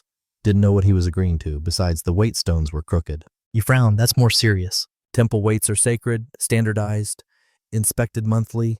If someone's using altered ones, that's not just a merchant dispute, it's a breach of divine calibration. You summon the temple scales and the barley weights, 1 shekel, 2, 5, each carved from dense stone and marked with official inscriptions. You weigh one against the standard block. It's short, just slightly, maybe 1/5 of a shekel. You test the others. 3 are fine. 1 more is light. You exhale. Historians still argue how consistent ancient weights and measures were, given that some were standard and others were clearly regional suggestions. But right now, you have an angry merchant, a faulty weight, and a weevil problem all wrapped into one loud clay nightmare. You file a formal discrepancy report citing partial inaccuracy in temple weights, likely unintentional erosion or apprentice interference. You assign a new set of weights to the barley storeroom and make a note to investigate further. As for the weevils, you inspect the barley yourself. It's borderline. Not spoiled, but not exactly fresh. You wouldn't feed it to a priest, but maybe to a goat, with no strong opinions.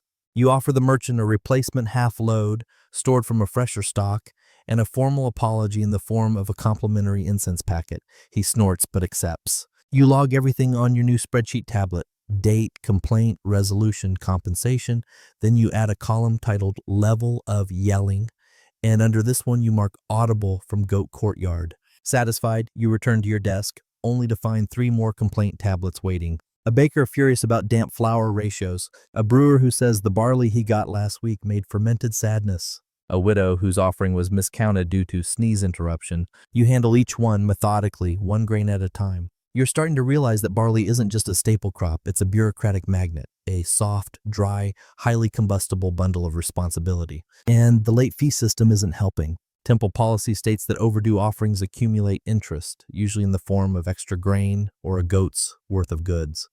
But interpretation varies. You once saw a priest demand a clay jar full of honey as emotional damages. You flip open the late tribute ledger, a glorious disaster of tiny wedge notes, scribbled arguments, and phrases like "she claimed her camel was fasting." Today's overdue list includes a fishmonger behind by 2 shekels, a midwife late with the barley cake offering, and, for some reason, a traveling poet who owes 1 bronze needle and hasn't been seen since the last eclipse. You begin sending runners. You draft gentle reminders. You prepare formal notices with phrases like, "in the spirit of celestial balance," and "as agreed upon by you, the moon, and 4 witnesses." By the time the lamps are lit for the evening, you've cleared 8 disputes, recalibrated 2 weight stones, and suggested that the merchant Abumkir's sheep be allowed to graze in the temple courtyard as a goodwill gesture. In return, he delivers you a clay-etched thank you. It's a drawing of you, holding a giant barley sack, wearing a crown. You file it under miscellaneous art. You sit back. You've spent all day fielding arguments over invisible weevils, barley interest, and slippery definitions of on-time delivery. And somehow you feel proud. You didn't just count grain. You navigated a sea of petty economics, made peace between temple and trade, and resolved a screaming match using only logic, politeness, and a bag of slightly better barley. You lean back in your chair, stare at the tablet ceiling, and think this is what greatness feels like. Then the brewer returns to complain that his replacement barley is making his beer too confident. You groan. You've barely etched the final wedge of barley complaint, confidence-inducing brew when yet another tablet lands on your desk. This one's different. It's thin, lightly inscribed, and smells faintly of rose oil, unusual for anything that isn't either romantic or deeply apologetic. You read the heading: Staff Concerns and Conflict Resolution Requests, Personnel Division, Temple Human Relations. You blink. Oh no, it's HR Day. In most temple departments, human relations means squinting at each other in silence, passive-aggressively realigning each other's styluses, and once in a while throwing a fig at someone's head. But once every few moon cycles, the administration encourages formal resolution of interpersonal tensions, preferably with paperwork. You open the tablet. Complaint no one. Scribe Elambani is hoarding the good clay. You sigh. Elambani is your neighbor. And it's true, he's been mysteriously producing tablets that are suspiciously smooth and fragrant, while the rest of you work with clay that crumbles if you look at it funny. You jot down a note to redistribute the clay supply and maybe host a Sharing is Sacred seminar. Complaint number 2, Scribe Ernagar keeps humming while writing, disrupting the spiritual flow. You suppress a laugh. Ernagar's recent spreadsheet innovation has made him unbearable. He hums and taps his stylus like a drum. You consider giving him a separate workspace, or at least gifting him a stylus muffler, perhaps made of barley straw. Complaint number 3, someone replaced my seal impression with a drawing of a goat. You pause. You flip the tablet. There it is, a perfect wedge-crafted goat. You recognize the style. Tiskar. He's back at it.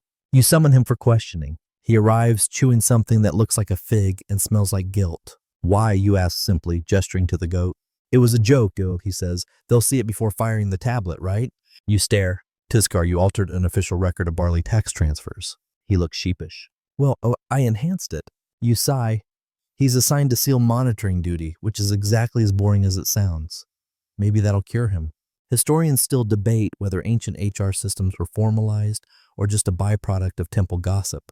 Judging from today's log, it's clear that even in 2300 BCE, someone had to referee the stylus fights. Complaint number 4 is more serious. 2 apprentices argued over transcription technique. One referred to the other as a dried fig with no wedges. You wince. That's practically a duel challenge. You summon them both. They stand in front of you, arms crossed, glaring at each other like rival scribes in a low-stakes myth. One accuses the other of overstroking the diagonal wedges, while the other retorts that using flat ends for numbers is the sign of a lazy soul. You make them apologize, then assign them to dual transcription duty. They must rewrite the same passage together using a shared stylus. They both look horrified. Peace is restored. Later that day, a clay envelope arrives. Yes, envelope. A small rectangular cover over a folded message tablet inside. It's from the high priest's assistant regarding an anonymous concern. Some scribes are using temple time to compose personal poetry. Attached evidence. You peel open the inner tablet. Sure enough, someone's been writing romantic verse about a potter's daughter and a metaphor involving damp clay and moonlight. It's actually quite moving. You sigh. Technically, this is unauthorized creative use of sacred materials, but it's also harmless, and frankly better than listening to another argument about wedge angles. You make a decision. Poetry is now allowed once weekly, provided it's submitted under the new emotional offerings category and does not interrupt barley tallies. Problem solved. You post the ruling on the message board. Later, someone adds a tiny wedge doodle of a smiling pot. You approve. The final tablet of the day is marked Staff Feedback. You brace yourself. It contains only one line. The incense in chamber 4 smells like regret. You nod. So does half your career. You file the HR complaints, the poetry tablets, and the goat seal incident into the official personnel archive. Then you carefully compose a new record. General workplace harmony maintained, minor stylus feuds resolved, one goat drawing, recommend incense rotation. As you seal the entry, Ilambani slides a wedge-shaped piece of dried fig onto your desk. A peace offering. You take it. Chew thoughtfully. It's chewy, fragrant, slightly too salty, just like scribe life. Outside, the moon is rising again. You glance around your chamber. No shouting, no fire, no barley emergency. You almost feel content until you hear Ernigar start humming again and start a new column. The trouble starts with a very smug goat. You spot it lounging in the corner courtyard, basking in the last light of the sun, tail flicking like it owns the place. There's something about the way it stares at you, calm, superior, maybe a little accusatory. You don't like it. Then a junior scribe appears, wide-eyed and breathless. "We have a duplicate goat," she whispers. You blink. Come again. "In the livestock registry," she says, thrusting a clay tablet into your hands. "Same goat, 2 entries, same tag number, same name." You squint at the tablet. Indeed, goat 7742, tag etched T-Moon, listed twice in the monthly census, once in the main pen, once in the courtyard inventory. A few lines down, you see the note, known to wander, partial beard, slight limp, eats papyrus. You look back at the goat. It chews a scroll with the bored confidence of someone who knows you can't touch it. You sigh. You head straight to the livestock office, which is a generous term for a roofless stall with 3 stools and a collection of goat-themed doodles on the walls. The livestock accountant, a man named Zarutu, is asleep upright, stylus still wedged behind his ear. You nudge him. He grunts and blinks. "Goat emergency?" "Duplicate goat," you reply. His eyes widen. You show him the tablet. He traces the entries with a trembling finger. "This shouldn't happen." "I know." He frowns. "Are we sure it's not twin goats?" You sigh. "With the same tag, same markings, and same taste for sacred documents?" He shrugs. "Could be a prank or a cosmic goat." You decide to investigate. Step 1, verify the records. You pull the previous 3 months' livestock tablets. Goat ver 7742 appears consistently, always in one location, until this month when it suddenly duplicated. Step 2, interview the goat handlers. They're less than helpful. "I don't count beards," one says. "Could have sworn there were 2, another says, but maybe it was just the moonlight." One young handler adds, "I think she's just clever."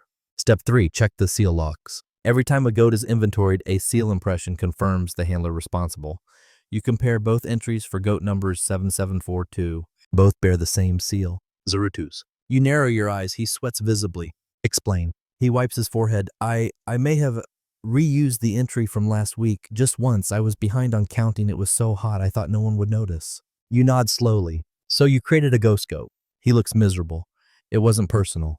You place a hand on his shoulder. "Zarutu, you inflated the goat census. That's how goat-based economies collapse." He flinches. Historians still argue how strictly Sumerian livestock records were kept. Some suggest duplicate entries were common, whether from laziness or sheer goat-related confusion. Others believe double-counting a goat was punishable by demotion to latrine duty. You like the second theory better right now. You document the incident. 1 goat falsely duplicated due to clerical oversight. No fraudulent intent found. Goat is real but singular. Reprimand issued. Suggested reforms to livestock entry procedure. You issue new rules. No reusing entries. All goats must be visually confirmed. Any goat with a beard longer than 3 fingers must be noted as such. No edible tablets near goats. You re-inventory goat number 7742, confirm its realness, and feed it a guilt fig. It doesn't care. It headbutts a broom and wanders off. Later, you revise the livestock master log. 1 goat removed. Net total, 128.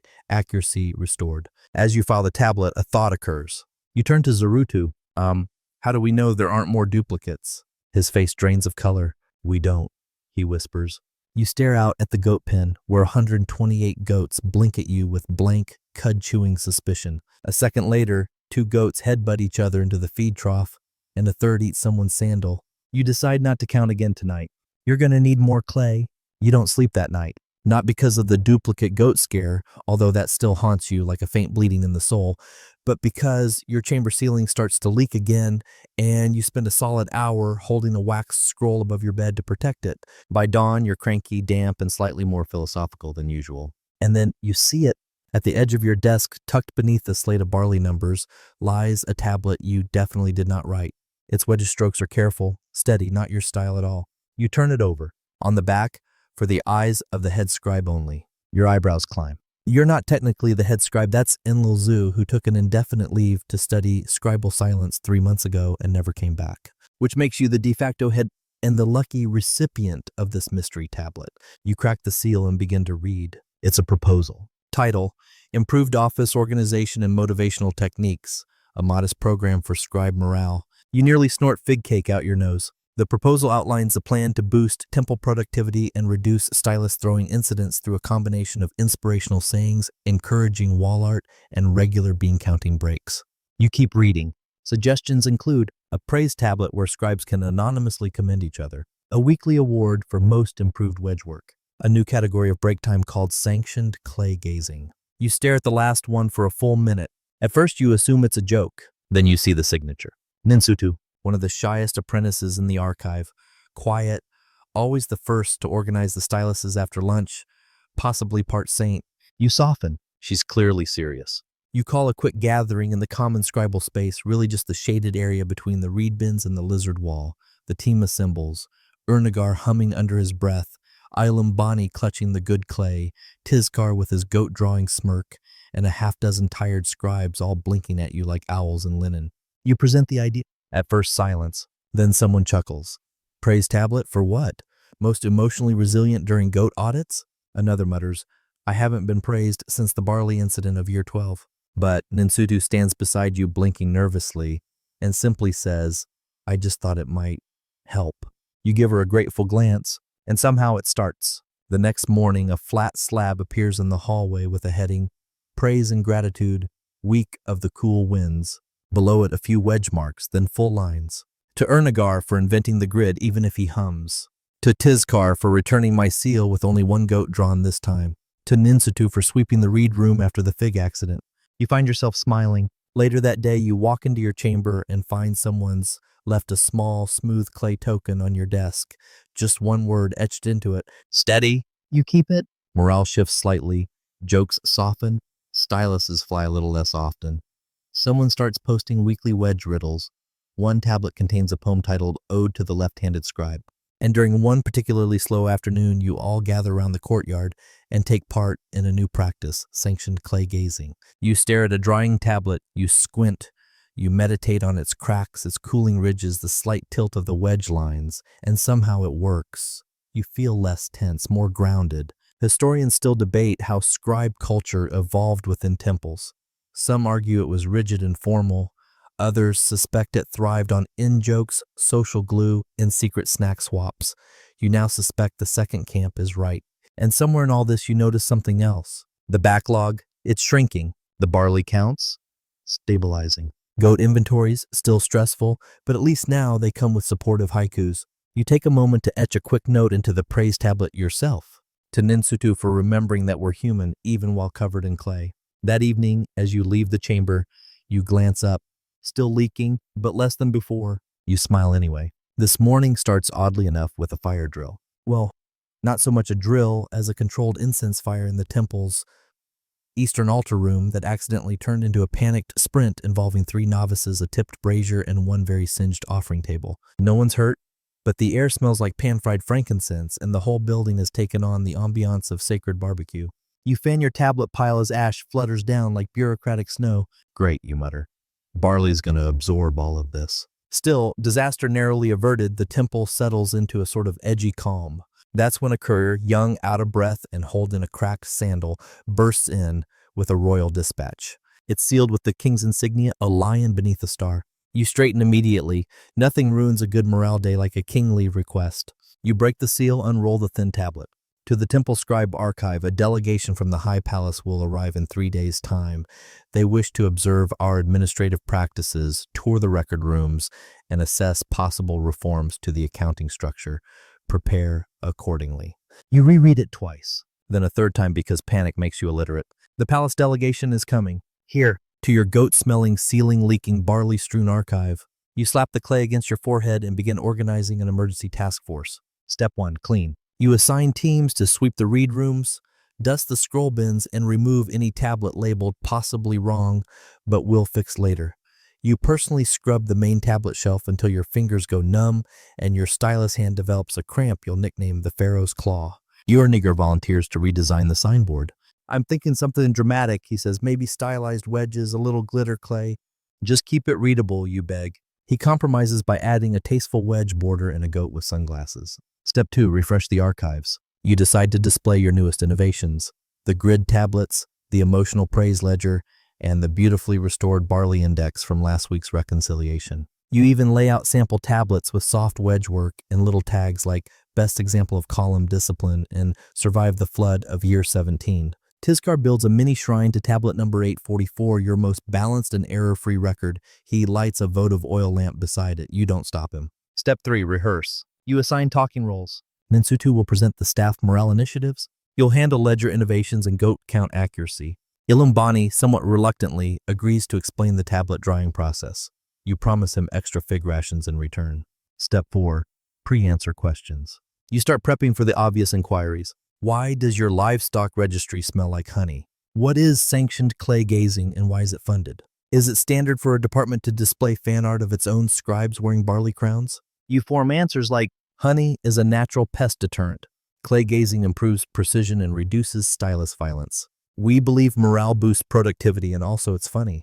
Historians still debate whether ancient temple scribes actively engaged with royal oversight or were simply reviewed from afar. You now understand that yes, there were visits and they were utter chaos. The day before the delegation arrives, you perform a final walkthrough. Everything is in place, the floors are swept, the praise tablet is full, the goat has been strongly encouraged to remain in the courtyard. You're exhausted, but ready. Almost, because there's one last problem, the welcome tablet.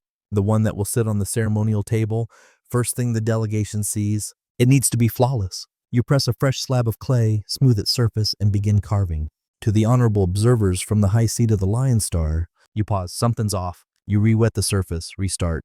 To the esteemed delegation, may their visit be illuminated by clarity and grain. Nope, that sounds like a beer slogan. You erase again. Ornagar wanders by, chewing on roasted chickpeas. Try something simple, he says, like, welcome, the tablets await. You blink. It's perfect. You carve it in clean wide wedges, press your seal, bake it early to ensure it's ready. Then you sit back in your chair and stare at the ceiling.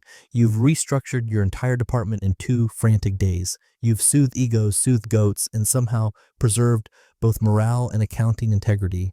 You glance toward tablet 844, glowing gently beside its oil lamp. Don't embarrass me tomorrow, you whisper. It says nothing, but it does look noble, and for once the archive is quiet. The palace delegation arrives at exactly high noon, because of course they do.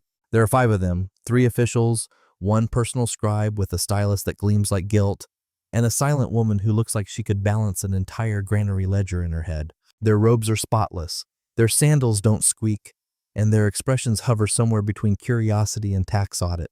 You greet them at the entrance, standing beside your welcome tablet, which sits proudly in the center of the greeting table. Welcome, the tablets await. The lead official, a man with the name Ensi Maru and a beard so mathematically even it looks chiseled, nods once, approvingly. You're off to a good start. First stop, archive room. You guide them past shelves of dried tablets arranged by type and era. You pause beside the barley ledger wall where each record glows with faint polish and weeks of corrective effort. This is our master index, you say, adjusted weekly, reconciled biannually, and now organized with grid structure. Ensi Maru raises an eyebrow. Grid? You gesture to Ernagar, who proudly holds up a tablet titled Shipment Receipts, Districts 7 through 12, gridded format. He explains rows, columns, symbols, margin emojis. The delegation murmurs. The silent woman nods. You think she may even smile, very slightly. You pass by the praise tablet where someone, probably Tizkar, has recently added to Enlil's breeze for not knocking over the drying rack this week. You move along quickly. Next, livestock office. You narrate the great duplicate goat incident with just the right mix of embarrassment and triumph. You show how you tightened inventory rules, standardized seal checks, and implemented a new entry protocol known as one goat, one tablet. Ensi Maru grunts, sound policy. You beam like someone who just got complimented on their wedge symmetry. Then comes the surprise question. Where do you keep your backlogs? So asks the royal scribe, peering at the storage shelves. You pause. You guide them to the corner chamber. It's dark, quiet, and smells of chalk and regret. Inside, dozens of half-finished tablets, dusty slates, and records with headers like "to be confirmed" or "awaiting goat signature." This is the holding room, you say. We review them weekly. No tablet is left behind. The scribe picks one up. It's a complaint about a priest's robe being used as a grain sack. He blinks. Valid concern. You nod. Filed under clothing-based grain incidents. The tour wraps with a demonstration of tablet sealing and stylus maintenance. Ilambani, shockingly professional, explains the reed softening process. Ninsutu quietly hands out tiny wedge tokens to each delegate, etched with the temple sigil in a short line. Steady hand, clear clay. It's subtle, thoughtful, unbelievably charming. As they prepare to leave, Ensimaru stops beside you. This archive, he says slowly, is surprisingly efficient, orderly, innovative. You try not to melt, he continues. There are rumors of chaos in temple bureaucracy. This, he gestures broadly, this is not that. You incline your head. We aim to keep it boring. That actually earns a smile. The delegation departs. The silent woman gives you the smallest nod, and the stylus scribe makes a note on a gold-trimmed slate. When they're gone, the archive lets out a collective breath so deep it rattles a scroll basket. You slump onto your desk. Tizkar pats you on the back. We didn't embarrass ourselves. Urnagar grins. I think we bored them into respect. You smile faintly. Then Ilumbani walks in, holding a fresh complaint tablet. The goat is back, he says. You blink? The duplicate one? No, he says, a new one, also named Moon, also very smug. You close your eyes and lean your head back against the cool clay wall. Some things never change.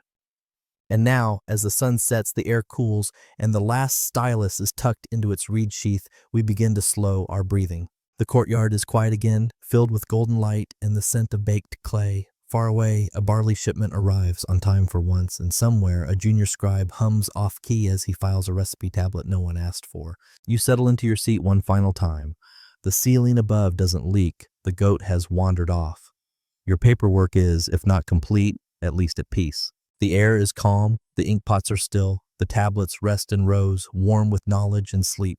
You've survived flood, fire, goats, audits, grid debates, and spontaneous poetry. You've built something odd and wonderful and just boring enough to matter. Let your thoughts slow now. Let your eyelids grow heavy. You're safe in the archive. The tablets are steady. The story is done.